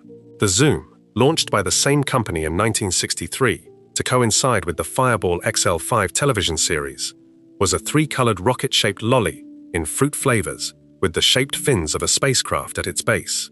The Fab was widely understood as a girl's lolly, and the Zoom was widely understood as a boy's lolly, and both of these positions were held with remarkable firmness by children who had not been told to hold them and who did not question why they existed. You reached for the one your social category demanded and ate it with the conviction that the shape of the thing you were eating was meaningful. The Wall's feast was different from the novelty shapes in that it made no pretense at being anything other than what it was: a rectangular block of vanilla ice cream coated in chocolate, with a toffee layer between the two. No television tie-in, no themed shape, no hundreds and thousands. Just chocolate and ice cream and toffee in a form that required no explanation and that communicated exactly what was going to happen when you opened the wrapper. The feast had existed in some form since the early decades of the Wall's business and had survived every shift in novelty flavor and franchise lolly trend because the combination it offered was too straightforwardly correct to be improved upon. Adults reached for the feast because adults had stopped needing the lolly to be a rocket or a foot. Children who reached for it were making a statement of premature seriousness that was sometimes respected and sometimes not. The Funny Feet, which was a strawberry-flavored ice cream molded into the shape of a human foot, complete with individual toes, required a particular approach. You could eat it normally from the ankle end, which was efficient, but missed the point entirely. The correct method was to bite off the toes individually, working from the little toe inward, which slowed the process down significantly and produced from the lolly its full intended duration. That specific nibbling pattern was not written on the wrapper or explained by anyone. It was simply how Funny Feet were eaten, agreed upon across the country by children who had arrived at the same conclusion independently, which is the way most unwritten childhood rules form. The ice lolly from the corner shop cabinet occupied a different social position from the ice cream van, even when the product was identical. The van was an event, announced by its tune from a street away, producing in children a specific panic about locating an adult with money before the van moved on. The corner shop cabinet was always there. You did not run toward the corner shop. You walked into it on the way back from somewhere else, and opened the glass lid and reached in, and the choice was made at a temperature that raised goosebumps on your forearm, and you came out into the warm air with something dripping down your hand before you had gone 20 feet, and the 20 feet between the shop and the wall you were going to lean against while you ate it was the most urgent stretch of ground in your immediate world. The cabinet ran all year. The corner shop did not close the freezer in winter. There were children who ate ice lollies in November and considered the cold an argument in favor rather than against, and the shop served them without comment because that was also simply how the shop worked. That glass lid lifted cold in every season, and the choice in there cost you longer than anything else in the shop. But just past the counter, on the shelf that faced the till, there was something that required no cold at all, something kept at room temperature and bought by the same hand every Friday, something Britain had put next to its breakfast and its beer without anyone thinking these were contradictory destinations for the same jar. Section 12. Marmite. The jar was on the shelf without ceremony and without explanation, sitting between other condiments in the way that something sits when it has been in the same position for so long that moving it would require a decision nobody intends to make. Dark glass, squat, with the yellow and red label, and the picture of the cooking pot that had been there since the early decades of production, and that the word Marmite itself described, a French term for a covered earthenware pot of exactly that shape. The lid came off with a slight resistance, and the smell arrived immediately, before the knife had gone in, a yeasty, dark, concentrated smell that hit the back of the nose in a way that produced in one half of the population an immediate appetite, and in the other half, an immediate retreat. There was no gradual relationship with Marmite. You either already knew you wanted it, or you did not, and the position you occupied on that question had almost certainly been established before you were old enough to have formed it consciously, because Marmite was the kind of flavor that arrived in childhood and either settled permanently into the category of normal, or was rejected with a firmness that time rarely revised. The Marmite Food Extract Company was established on the 13th of June, 1902, in Burton-upon-Trent, Staffordshire, the location chosen because of its proximity to Bass Brewery, which had been operating on the same site since 1777, and whose spent brewer's yeast was the raw material Marmite required. Spent yeast, the byproduct remaining after the fermentation process was complete and the beer was drawn off, had been regarded by breweries as a waste product until the German chemist Justus von Liebig demonstrated in the 19th century that it could be processed into a concentrated food paste through a process of controlled self-digestion. When salt was added to a suspension of brewer's yeast, the solution became hypertonic, and the yeast cells began breaking down their own proteins through autolysis, a mechanism of internal dismantling that produced, once the cell walls were filtered out and the remaining liquid concentrated, a dark, sticky substance that resembled meat extract in color and intensity, but contained no meat and no fat. The result was entirely vegetarian, which at the time of its invention was less commercially significant than it would later become, and which nobody working in that disused malthouse in Burton for an annual rent of £100 was particularly celebrating. The factory's first task was to solve a problem Liebig's process had not anticipated. British brewing yeast behaved differently from continental yeast, producing a substance that resisted the same treatment and required new machinery and modified processes before a consistent product could be made. Once those adjustments had been made, the product that emerged was sold first in stoneware jars, and from around 1920, in the glass jar, that became definitive, squat and dark, with the characteristic resistance in the lid that anyone who has opened one recognizes as specific to that product and no other. The flavor the jar contained was intensely savory, high in salt and glutamates, producing on the tongue an umami depth that the early 20th century had no precise vocabulary for, and which was most commonly described simply as strong. Strong was accurate. Strong was also underspecific in the way that Marmite always resisted being fully described by the words available to describe it. The discovery of vitamins in 1912 by the Polish-American chemist Casimir Funk transformed Marmite's commercial and medical standing in a single conceptual shift. Brewer's yeast was found to be exceptionally rich in 5 B vitamins, including thiamine, riboflavin, niacin, folic acid, and vitamin B12, and the product that had been selling as a flavoring and a dietary curiosity became almost immediately a nutritional supplement with measurable health applications. By the time the First World War began in 1914, Marmite was being included in British soldiers' ration packs, specifically to prevent beriberi and other deficiency diseases that vitamin B1 deficiency produced, a medical application that required soldiers to eat something that a significant proportion of them found deeply unpleasant, which they did because it was in the ration and because hunger was not an argument they could win. The Second World War extended this role. Marmite was distributed in prisoner of war camps as a nutritional supplement, and the concentrated nature of the product, which meant a very small quantity delivered significant B vitamin content, made it useful in conditions where food was scarce and space was limited. The jar that sat on the corner shop shelf through the 1970s was the direct descendant of something that had sustained troops in Flanders and prisoners in camps across 2 wars, which was not information that the person buying it for their Saturday morning toast was necessarily carrying with them. The flavor divided households so completely and with such stability from generation to generation that the division became a reliable social fact about British families, a question with a known answer that required no investigation because the answer had been demonstrated at the breakfast table hundreds of times. You were a Marmite house or you were not, and if you were, the jar was in the cupboard, and if you were not, it would not occur to anyone to put one there. The corner shop stocked it because enough households were Marmite households to make it a reliable moving line, and because the jar had a shelf life long enough to survive slower periods without becoming a problem. Marmite's shelf life in original packaging was effectively indefinite when stored correctly, a property that made it uniquely comfortable on a small shop's shelves where turnover of any given item was never guaranteed.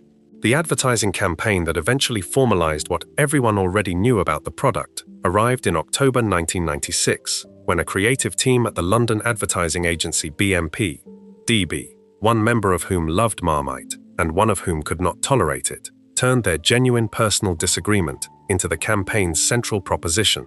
The phrase that resulted entered British culture with a speed that advertising rarely achieves, attaching itself permanently to the product and then migrating outward to describe any person, policy, or cultural object that produced a strong and polarized response rather than a lukewarm middle. To call something a Marmite issue by the early 2000s was to communicate in 3 words, a specific and precise quality of division that no other phrase in the language did as efficiently. The product had been producing that division at breakfast tables since before either of the copywriters was born. The campaign simply named what had always been true and handed the public the vocabulary to say it. Before we move on, if you're enjoying this analysis, please consider subscribing. It helps the channel tremendously. That dark jar sat on the shelf and divided everyone who looked at it before they had even opened it. But next to it, at the same room temperature, there was something that divided no one. Something Britain had been selling to itself since before the corner shop existed. Something that vanished from shelves every week with a regularity that nothing else in the shop could match. Section 13. Crisps. The rack that held them was wire, usually a rotating thing or a fixed shelf display near the counter, and it was never quite full and never quite empty, and the arrangement of what was on it told you something about what the people in the street preferred, without anyone having to ask. The flavors you reached for were always there because the person behind the counter had already worked out from the patterns of previous weeks that you and people like you would reach for them. And the flavors nobody in the immediate postcode wanted were quietly not restocked after the 3rd time they sat untouched until the sell-by date made the decision for everyone. The crisp rack in a corner shop was a slow-motion survey of neighborhood taste, updated weekly, never announced. Frank Smith and Jim Viney founded the Smith's Potato Crisps Company in Cricklewood, North London in 1920, selling plain fried potato slices in grease-proof paper bags with a small twist of blue paper inside, containing salt. The blue twist was not a design flourish. It was a practical solution to a practical problem. Smith had originally been selling his crisps to pubs in the area, where the standard arrangement was a salt cellar on the bar for customers to season whatever they were eating. The salt cellar kept walking. The twist of salt in the bag meant the customer had their own portion of seasoning inside the product, removed the need for communal salt, and created an interaction between the eater and the food that simply sprinkling pre-salted crisps could not produce. You opened the bag, found the twist, unfolded it over the crisps, folded the bag closed at the top, and shook. The shaking distributed the salt unevenly, in a way that plain pre-salting never did, so that the crisps at the bottom of the bag were heavily seasoned, and the ones at the top were nearly plain, and experienced eaters developed strategies for evening this out, none of which fully worked, and all of which were maintained with conviction. By 1934, Smiths held approximately 95% of the British crisp market, a dominance so complete that for a long period, the British crisp market was effectively just Smiths, and everything else was a rounding error. That dominance held through the 1940s and into the 1950s, and Smith's crisps appeared in virtually every pub in the country, which was where most crisps were consumed before the corner shop became a significant retail channel for them. The plain unsalted format with the blue sachet was the only format available for decades. There were no flavor choices to make. You opened the bag, found the twist, and that was the full range of decisions the product required. The flavor revolution began in Ireland, not Britain. Tayto, an Irish crisp manufacturer based in Dublin, introduced the first pre-flavored crisp in 1954 with a cheese and onion variety that flavored powder was applied to directly at the point of manufacture, eliminating the need for the blue sachet and allowing the eater to open and eat without any intermediate preparation. The concept crossed to Britain through Golden Wonder, a Scottish crisp company founded in Edinburgh in 1947 that applied the same pre-flavoring logic to its own range and began adding varieties at a pace that Smiths, still committed to the plain format, was slow to match. By the early 1960s, Golden Wonder had introduced cheese and onion and smoky bacon and was taking significant market share from a competitor that had not yet accepted that the flavor era had replaced the salt twist era.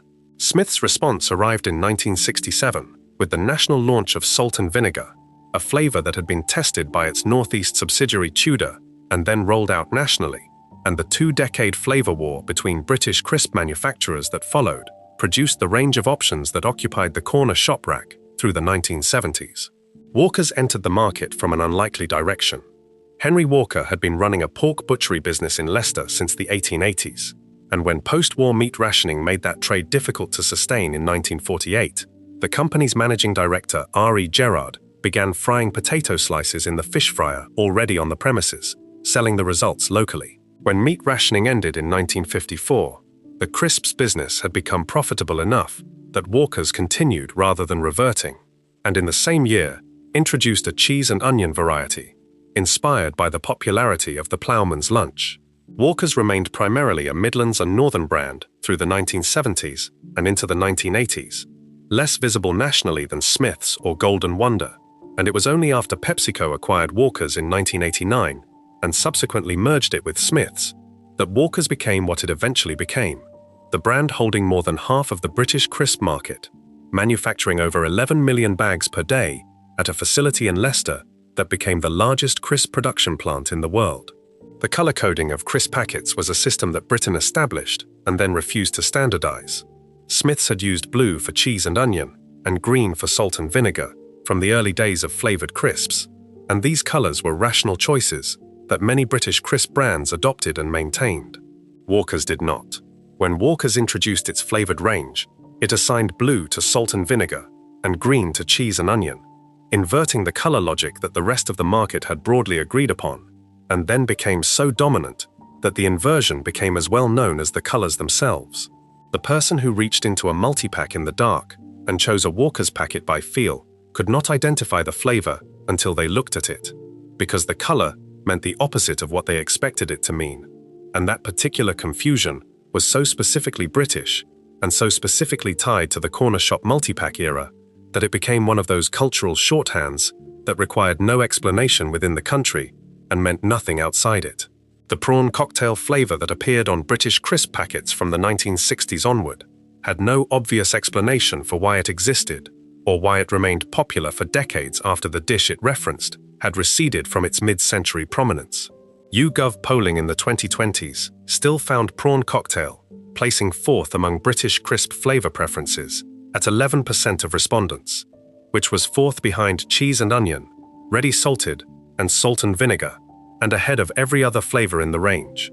The flavor itself bore a relationship to actual prawn cocktail that was specific to the crisp format, a pink, slightly sweet, slightly tangy powder coating that did not taste exactly like the dish and was not trying to, and that had become sufficiently embedded in British snacking that removing it would have required a decision nobody was going to make. The person who bought prawn cocktail crisps from the corner shop rack was not buying them because they wanted a prawn starter. They were buying them because prawn cocktail was simply a flavor now, detached from its origin, existing as itself. Those packets moved off the rack every week in exactly the proportions the owner already knew they would, and the rack was quietly restocked to reflect the same knowledge the following Thursday. But there was something else in that shop that moved even faster than the crisps, something the owner started stocking in November 1994, and that by the following spring was already the most reliable transaction behind the counter. Section 14, the National Lottery. The terminal went in behind the counter. It was not optional, and it was not decorative, and it was not difficult to overlook once it was there, because within a few months, it had become part of the furniture in the same way the cigarette gantry was part of the furniture, and the newspaper rack was part of the furniture, another fixed feature of the corner shop counter that arriving customers registered without consciously noting, and that leaving customers had already interacted with before they reached the door. Tickets came out of the machine on a slip of thermal paper. The numbers were printed in a column, and the customer took the slip and put it in their wallet, or their pocket, or their bag, and walked out with a 1 in 14 million chance of winning a jackpot that had been built by everyone else who had bought the same slip that week from the same machine. The corner shop had been selling things people wanted and occasionally did not need for as long as it had existed. The lottery ticket was the purest version of that transaction the shop had ever hosted. On the 19th of November 1994, 22 million people in Britain sat in front of their televisions for a live 1-hour broadcast on BBC One, hosted by Noel Edmonds, in which 18-year-old Deborah Walsh pressed the button that set the draw machine named Guinevere into motion, and produced the first 6 numbers of the national lottery: 3, 5, 14, 22, 30, 44, with 10 as the bonus ball. 7 people matched all 6 numbers and shared a jackpot of £5,874,000, each receiving approximately £839,000, and the lottery was born in a single Saturday evening into a country that had not had a state-sanctioned national lottery since 1826. Tickets had gone on sale 5 days earlier, on the 14th of November, and the corner shop that had signed up as a Camelot retail partner in the weeks before launch had its terminal installed, its staff trained on the machine, and its first queue of lottery customers before the first draw had even been held. The lottery changed what a corner shop transaction could be in a specific and permanent way. Before the lottery, the most expensive single item a customer routinely bought over that counter was a bottle of spirits or a carton of cigarettes. The lottery ticket cost £1, which was less than most things behind the counter, but the £1 had a dimension that no other pound in the shop possessed. The possibility, however remote, of converting itself into something categorically different. The Ribena and the pot noodle and the urn brew existed in a closed economy where the object received corresponded to the money spent. The lottery ticket existed in an open economy where the object received was a variable quantity that the customer could not know until Saturday evening. That open-endedness was what made the terminal a different kind of machine from anything else behind the counter, and what made the lottery ticket a different kind of product from everything else on the shelf. Scratch cards followed in 1995 and introduced an immediacy that the draw-based ticket could not offer. The draw ticket required the customer to wait, to carry the slip home, to watch the television on Saturday at 7:30, and compare numbers and experience the outcome of the transaction days after the money had changed hands. The scratch card resolved itself in the time it took to find a coin.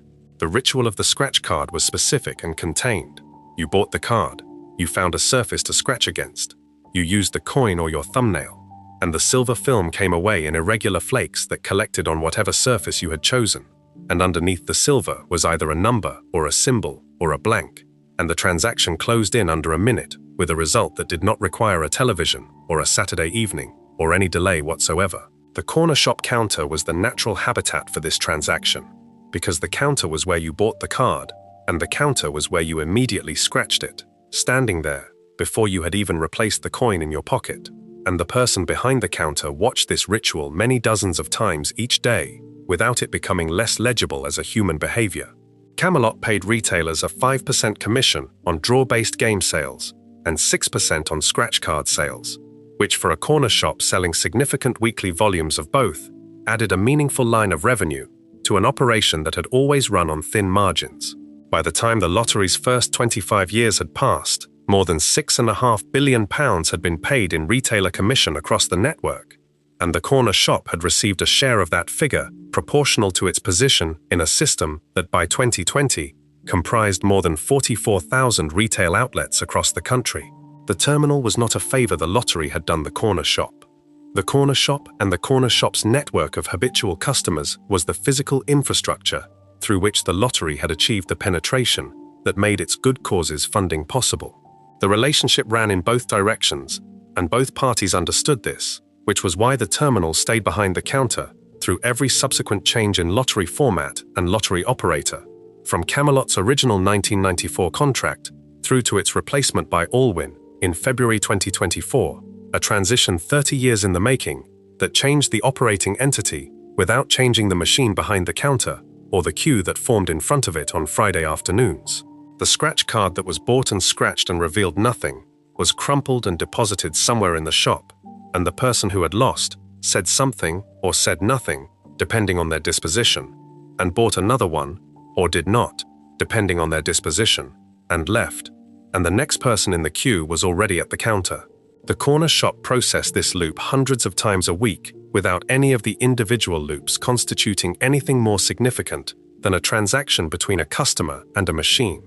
And the aggregate of all those loops was something that had moved several £billion per year through a network of small shops, quietly, since a Saturday evening in November 1994, when Deborah Walsh pressed a button on live television, and everything that followed became inevitable.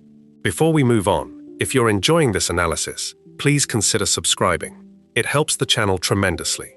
That terminal processed its queue every Friday, and the scratch cards left silver dust on the counter, and the paper slips went into wallets across the street. But the thing about the corner shop that nobody who grew up visiting one ever fully separates from the memory of it is not any single item on any single shelf. It is the smell when you walked in. Section 15, the magazine rack. The full height of it told you everything in a single glance.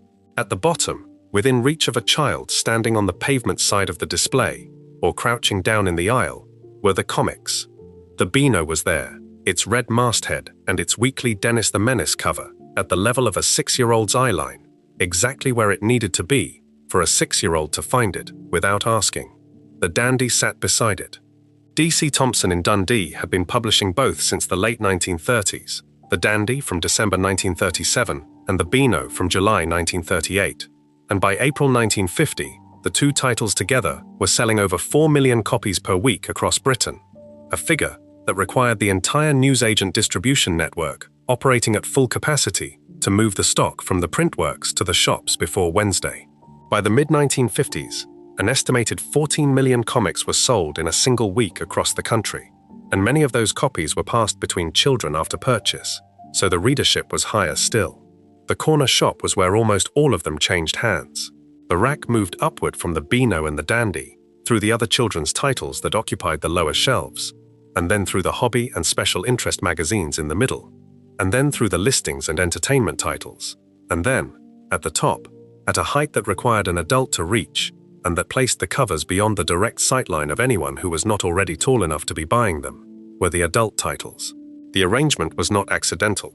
Guidelines issued by the National Federation of Retail Newsagents, the trade body that represented the people behind those counters, advised that softer adult content should be placed on the top shelf, specifically to place it out of a child's direct eyeline. The vertical distance between the Beano and the top shelf was the full spectrum of what a British corner shop magazine rack contained, and both ends of it were served by the same person at the same counter, without either transaction requiring explanation or apology. You brought your Beano to the counter, and you paid your money, and that was that. And the person after you in the queue did the same with what they had picked from a different shelf, and the shop processed both transactions with complete equanimity. What the magazine rack communicated about the corner shop's particular social function was something that no other retail format handled in quite the same way. The supermarket stocked magazines but tended toward the mainstream titles and organized them with an eye to family friendliness in a way that the corner shop had no particular interest in performing. The corner shop stocked what sold and arranged it within the broad parameters of the Nafrafriend guidelines and left the customer to navigate the range, which the customer did without difficulty because the range had been there long enough that its geography was familiar. You knew where your magazine was on the rack without looking, the same way you knew where the Ribena was on the shelf, and the Rizla was behind the counter. The rack had its own postcode level variation, meaning the shop near a fishing lake carried more angling titles, and the shop near a military barracks carried more military history titles, the owner making quiet adjustments to the standard range based on what the immediate population wanted that month, and the month before, and the month before that. Viz arrived on the rack in December 1979, launched by Chris Donald from his bedroom in the Jesmond area of Newcastle upon Tyne, initially as a photocopied zine, produced with his brother Simon and a friend called Jim Brownlow, priced at 20 pence and sold in local record shops and pubs before finding its way into newsagents. The magazine was built on a direct structural parody of the Beano and the Dandy, using the same visual language of children's comics and strip cartooning, and applying it to content that could not have appeared in either of those titles without ending the publication. The Fat Slags and Sid the Sexist and Roger Melly the Man on the Telly used the format of Billy the Menace and Desperate Dan, while operating in entirely different social and linguistic territory, and the gap between the two worlds, the children's comic form and the adult content, was the joke that every strip in the magazine was built on. By 1985, a national distribution deal through Virgin Books had placed Viz in corner shops across the country. By 1989, it was selling over 1 million copies per issue, making it for a period one of the 3 highest-selling magazines in Britain. It sat on the rack somewhere above the Beano and some distance below the top shelf, occupying a middle position that was technically adult and practically accessible to anyone who was old enough to reach it, which in a corner shop was anyone at all.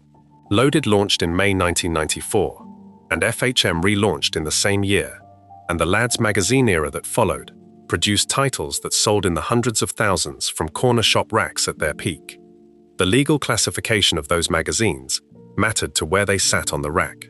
Because they were not classified as pornography under UK law, the Lads magazines could be sold to buyers under 18 and did not require top-shelf placement under the Enrothen guidelines, putting them in the central lifestyle section instead, at a height where their covers were visible to everyone in the shop regardless of age. By the early 2010s, campaigns specifically targeting the covers of those titles persuaded major newsagents to sell them in opaque bags that covered the front images, a requirement that changed the browsing experience and contributed to the category's subsequent decline. What had been visible was covered, and the rack that had for decades displayed its full range without particular anxiety about what sat next to what began to tidy itself up. The children's titles at the bottom of that rack had their own trajectory, slower and less dramatic than the magazine market above them. The Beano's circulation of over 2 million in 1950 had contracted to around 40,000 per week by 2024, a figure that sounds like decline, and is decline by any measure, while simultaneously being the longest-running weekly comic in British publishing history, still produced in Dundee by the same company that had started it 87 years earlier. The Dandy ran for 75 years and 3,610 issues before its final print edition, on the 4th of December 2012, which happened to be the exact 75th anniversary of its first. The corner shop rack that had sold millions of copies of both titles across the post-war decades still had the Beano on it, and the child who reached for it in 2025 was reaching for something that had been at that same level of the same rack since before their grandparents were born, which is the kind of continuity that is impossible to design and only possible to inherit. The rack ran from the floor to above head height and stocked the full range of what Britain wanted to read in any given week, from the comic that required a 6-year-old's pocket money to the magazine that required an adult's decision, and the corner shop sold all of it from the same counter without drawing a line between any of it, because the line was already drawn by the height of the shelf, and everyone who came through the door already understood the geography. Those shelves ran from the Beano at the bottom to the top, and the rack knew what everybody in the street was reading without anyone having to say it out loud. But the thing that no rack and no till and no product in that shop fully captured was what the shop did to the air inside it, something that hit you before you had even decided what you were buying, something that was already there when you pushed the door open. Section 16. Sunday. The street on a Sunday morning before 1994 was a different kind of street from the one you moved through on any other day. Not quiet in the way that early weekday mornings were quiet, which was the quiet of a city at pause before it started, the silence before something. Sunday morning quiet was the quiet of things that had decided not to start. The supermarket was shut, the clothes shops were shut, the hardware shops were shut, the off-license chains were shut, the record shops and the shoe shops and the bakeries and the butchers were shut, and their shutness was not a technical condition waiting to be reversed, but the legal condition of a country that had decided, through a long accumulation of Sabbatarian legislation, running from the Sunday Observance Act of 1625 through to the Shops Act of 1950, that Sundays were different, and the difference was enforced. The corner shop was open. That was the whole of it, stated plainly. The Shops Act 1950 prohibited Sunday trading with a list of exceptions so complicated that even the courts struggled to interpret it consistently, producing in practice an absurdity that became famous enough to be repeated regularly in Parliament. Under the 1950 Act, you could legally buy fresh fruit and vegetables on a Sunday, but not canned ones. You could buy razor blades if the purpose was medicinal, such as removing corns, but not to shave. You could buy fish and chips from a restaurant, but not from a chippy. You could buy pornographic magazines, but not the Bible. These were not satirical inventions. They were the documented consequences of a law that had accumulated exceptions without coherent principle for decades, and whose enforcement was so inconsistent that the courts rarely agreed on which side of the line any given transaction fell. What the small newsagent and corner shop benefited from in this landscape was size. The exemption that kept the corner shop open was effectively structural, Shops below a certain floor area operated in a practical grey zone that local authorities rarely contested. A small shop that sold newspapers and sweets was selling newspapers and sweets, and newspapers were specifically among the items that Sunday trading legislation had always accommodated, because a Sunday newspaper was the particular kind of news that had to be available on Sunday, or it was not news at all. The extension of this tolerance to the full range of corner shop stock was never formally legislated, but was consistently practiced, and the result was that through the 1960s, 1970s, and 1980s, the corner shop operated on Sunday with a freedom that the legislation technically questioned and that enforcement practically allowed. A 1986 attempt to resolve the legal chaos arrived as the Shops Bill, which proposed complete liberalization of Sunday trading. It was defeated in the House of Commons by 72 Conservative members voting against their own government, the only occasion during Margaret Thatcher's entire premiership on which a complete government bill was defeated. The coalition against it included religious traditionalists, trade unions worried about workers being coerced into Sunday shifts, and large retailers who calculated that their smaller competitors would benefit more from liberalization than they would.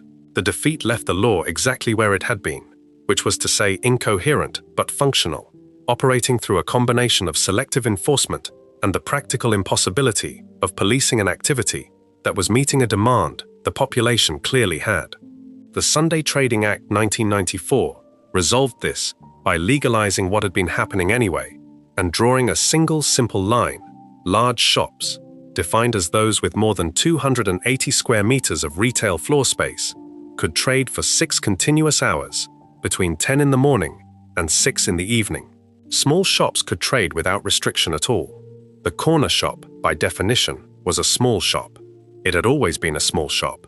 The act that changed everything for the major retailers changed almost nothing for the corner shop, except to remove the legal ambiguity that had surrounded its Sunday operation for decades. The corner shop continued opening when it had always opened and continued selling what it had always sold, and the law finally agreed that this was what it had always actually permitted. Before 1994, the Sunday when the corner shop was effectively the only shop open was the Sunday that most revealed what the corner shop actually was in the life of the street. On a weekday, the corner shop was one option among many, chosen for speed, or proximity, or habit, over a supermarket that was cheaper and better stocked. On Sunday, it was not one option among many. It was the option. The person who needed milk at 11 on a Sunday morning had one place to go, and it was the corner shop. And the distance between that shop and everything else that was closed was not a distance of steps, but of kind. The supermarket being closed was not the same as it being nearby and shut. It was not a factor. There was one open shop, and you went there. What this created, for 2 or 3 decades before the law caught up with practice, was a version of the corner shop's significance that the weekday version never quite achieved. On a Sunday morning, the person behind the counter was not competing with anything. The milk they were selling could not be found more cheaply 2 streets over. The newspaper they had sorted before 5:30 could not be collected from anywhere else within walking distance. The pot noodle and the ribena and the urn brew and the crisps were available nowhere else on the street between 7 in the morning and whatever hour the rest of the retail world eventually decided to reopen, which in 1975 or 1982 was not on Sunday at all. The corner shop on Sunday was the last monopoly in British retail, and it was a monopoly held by a small family-run shop operating on margins that larger competitors would have considered untenable, serving the street that it stood on at the hours when the street needed it. The Sunday Trading Act 1994 ended that particular version of the corner shop's position in British life at the same moment that it confirmed the shop's legal right to maintain it. Large supermarkets opening from 10 to 4 on Sundays offered the economy and the selection that the corner shop could never match, and they trained the Sunday shopping habit away from the small shop and toward the car park and the trolley. The corner shop that had been essential on Sunday became, within a few years of 1994, the option you chose when you did not have time for the alternative, rather than the option you chose because it was the only one. The distinction between those two positions was the whole of something, and it contracted slowly enough that most people did not notice the moment when it changed. Before we move on, if you're enjoying this analysis, please consider subscribing. It helps the channel tremendously. That Sunday morning street before 1994 had one lit window and one open door, and everything else was shut. And the corner shop that kept that window lit held everything on its shelves in a particular way that had never been designed or decided, that had simply accumulated. And it is the accumulation itself that was the last and most important thing it ever was. Section 17. The tab. The notebook was not always a notebook. Sometimes it was a ledger with a marbled cover that had been in the drawer under the till since the previous owner. Sometimes it was a school exercise book with a few pages used at the front and the rest blank. Sometimes it was a loose collection of index cards organized by surname, held together with a rubber band that had been on them long enough to have left a permanent groove in the card at the top. The form varied by shop and by decade and by the particular organizational preference of whoever was behind the counter. But the function was constant. It was the record of what the regular customers owed, and it was kept because the regular customer who needed something on a Tuesday and did not have the money until Friday was a reality that the corner shop had been navigating since long before any of the people currently behind the counter were born. Putting things on tick was not a corner shop invention. Working-class credit in Britain had been running on informal ledger arrangements since at least the Victorian era, when corner grocers and local shops routinely extended credit to customers whose wages arrived weekly and whose need for food and basic goods arrived daily. The economics of working-class life in industrial Britain was structured around the gap between when money was needed and when it arrived, and the local shop that knew its customers by name and by household and by approximate reliability was the institution that bridged that gap in the absence of anything else that would. The pawnbroker addressed the acute version of the same problem. The shop tab addressed the chronic version, not the emergency, but the ordinary rhythm of a week in which need preceded payment in every household running close to the edge. By the 1970s, the formal mechanisms that had once made tab credit a matter of genuine necessity had not disappeared so much as shifted. Weekly wages still arrived on Fridays. Monthly salaries were still in the future for most working households. A family that had run short on Wednesday still needed milk on Wednesday, and the supermarket that was cheaper and better stocked did not offer to put it on an account that would be settled when the wages came in. The corner shop that knew the family, that had been taking their money every day for 3 years, that had the notebook under the counter and the reasonable confidence that they would be back on Friday, could offer something the larger format retail world could not and would not. The tab was the corner shop's most intimate commercial relationship, more revealing than any other transaction it hosted, and it required a level of knowledge about individual customers that could only be accumulated through the daily contact of years. The knowledge required was not just financial. A shopkeeper deciding whether to extend credit to a customer was making a judgment that drew on everything the counter had accumulated about that person over time, whether they paid reliably, whether they had been in recently, whether there were signs of difficulty that might affect the Friday settlement, whether the current request was within the normal range or represented something unusual. None of this was formalized. There was no credit check and no application. The shopkeeper looked at the customer and made a decision. And the decision was made on the basis of a relationship that had built up through hundreds of brief transactions and that amounted to something closer to local knowledge than to financial assessment. The customers who were reliable were extended credit without discussion.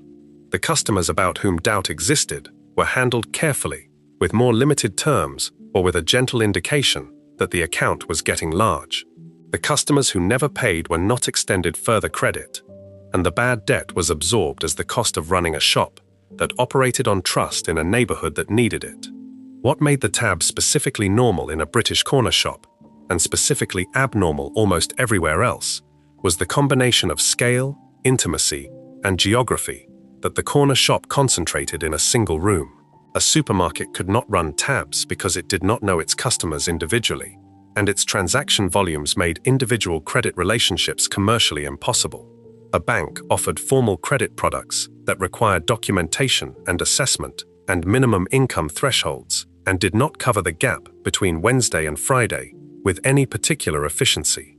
The corner shop sat at exactly the right scale to make informal credit viable, small enough to know everyone personally, well-stocked enough to supply what was needed, local enough that the customer and the shop were embedded in the same community, and that departure without settlement was not a realistic option. The geography was the enforcement mechanism. You could not stop using the only shop within comfortable walking distance without a level of inconvenience that made the alternative of simply settling the tab on Friday the obviously preferable course. The settlement itself was a specific weekly ritual in households that used the tab. You came in with the cash, you told the person behind the counter that you were settling up, and the figure was given and the cash was handed across, and the entry in the notebook was crossed out, or a line was drawn through the card, and a new entry was started, or the page was turned. The whole transaction took under 2 minutes and carried none of the weight of debt settlement in any formal context. It was simply housekeeping, a weekly piece of business between people who would see each other again tomorrow morning when the paper was collected and the milk was bought and the cycle started again.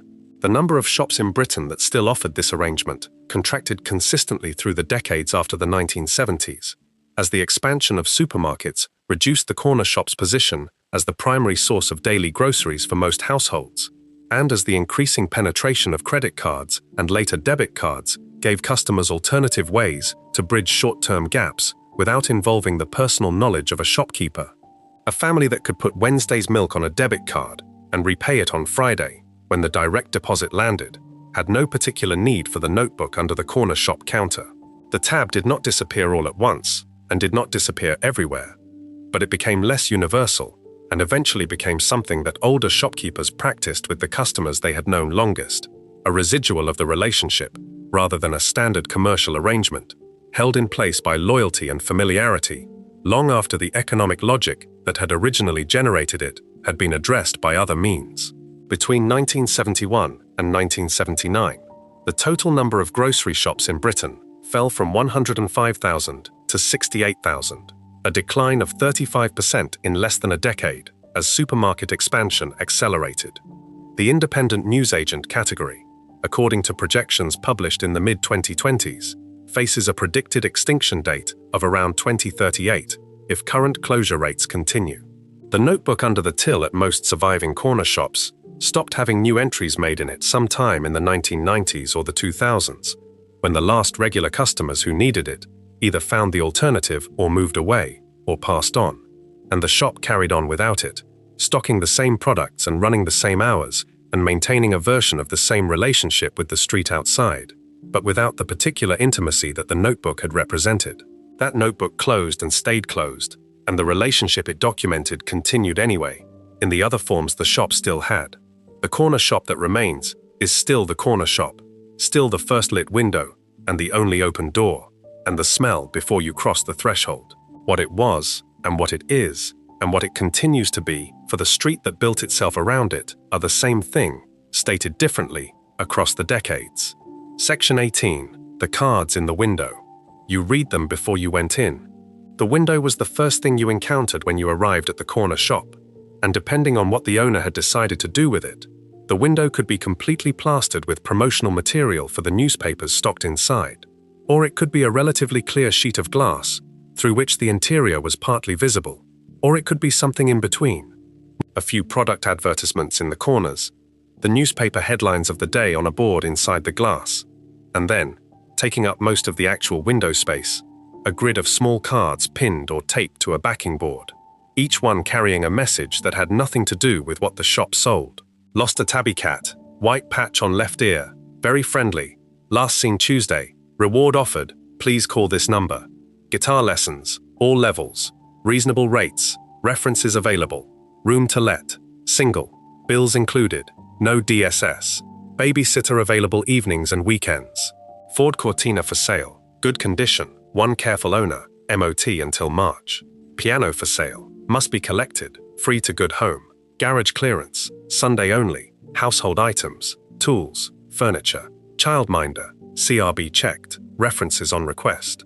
The cards cost around £1 per week in most shops, or £2 if the card was larger than postcard size, and the owner kept track of which cards were paid up and which had expired and removed the ones whose time had passed, which was not always done with great promptness, so that a window might contain cards for events that had already happened or items that had already sold, the physical record of the neighborhood's activity, from the past several weeks occupying the same space as the activity of the current week.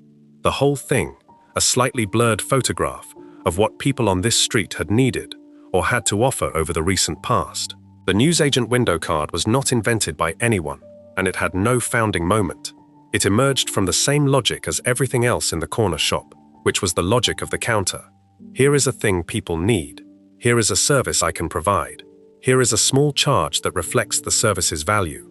Before the internet classified advertisement existed, before Gumtree and Facebook Marketplace and eBay and all the subsequent iterations of the same basic human need to connect a person who has something with a person who needs it, the newsagent window was where that connection happened in a local context.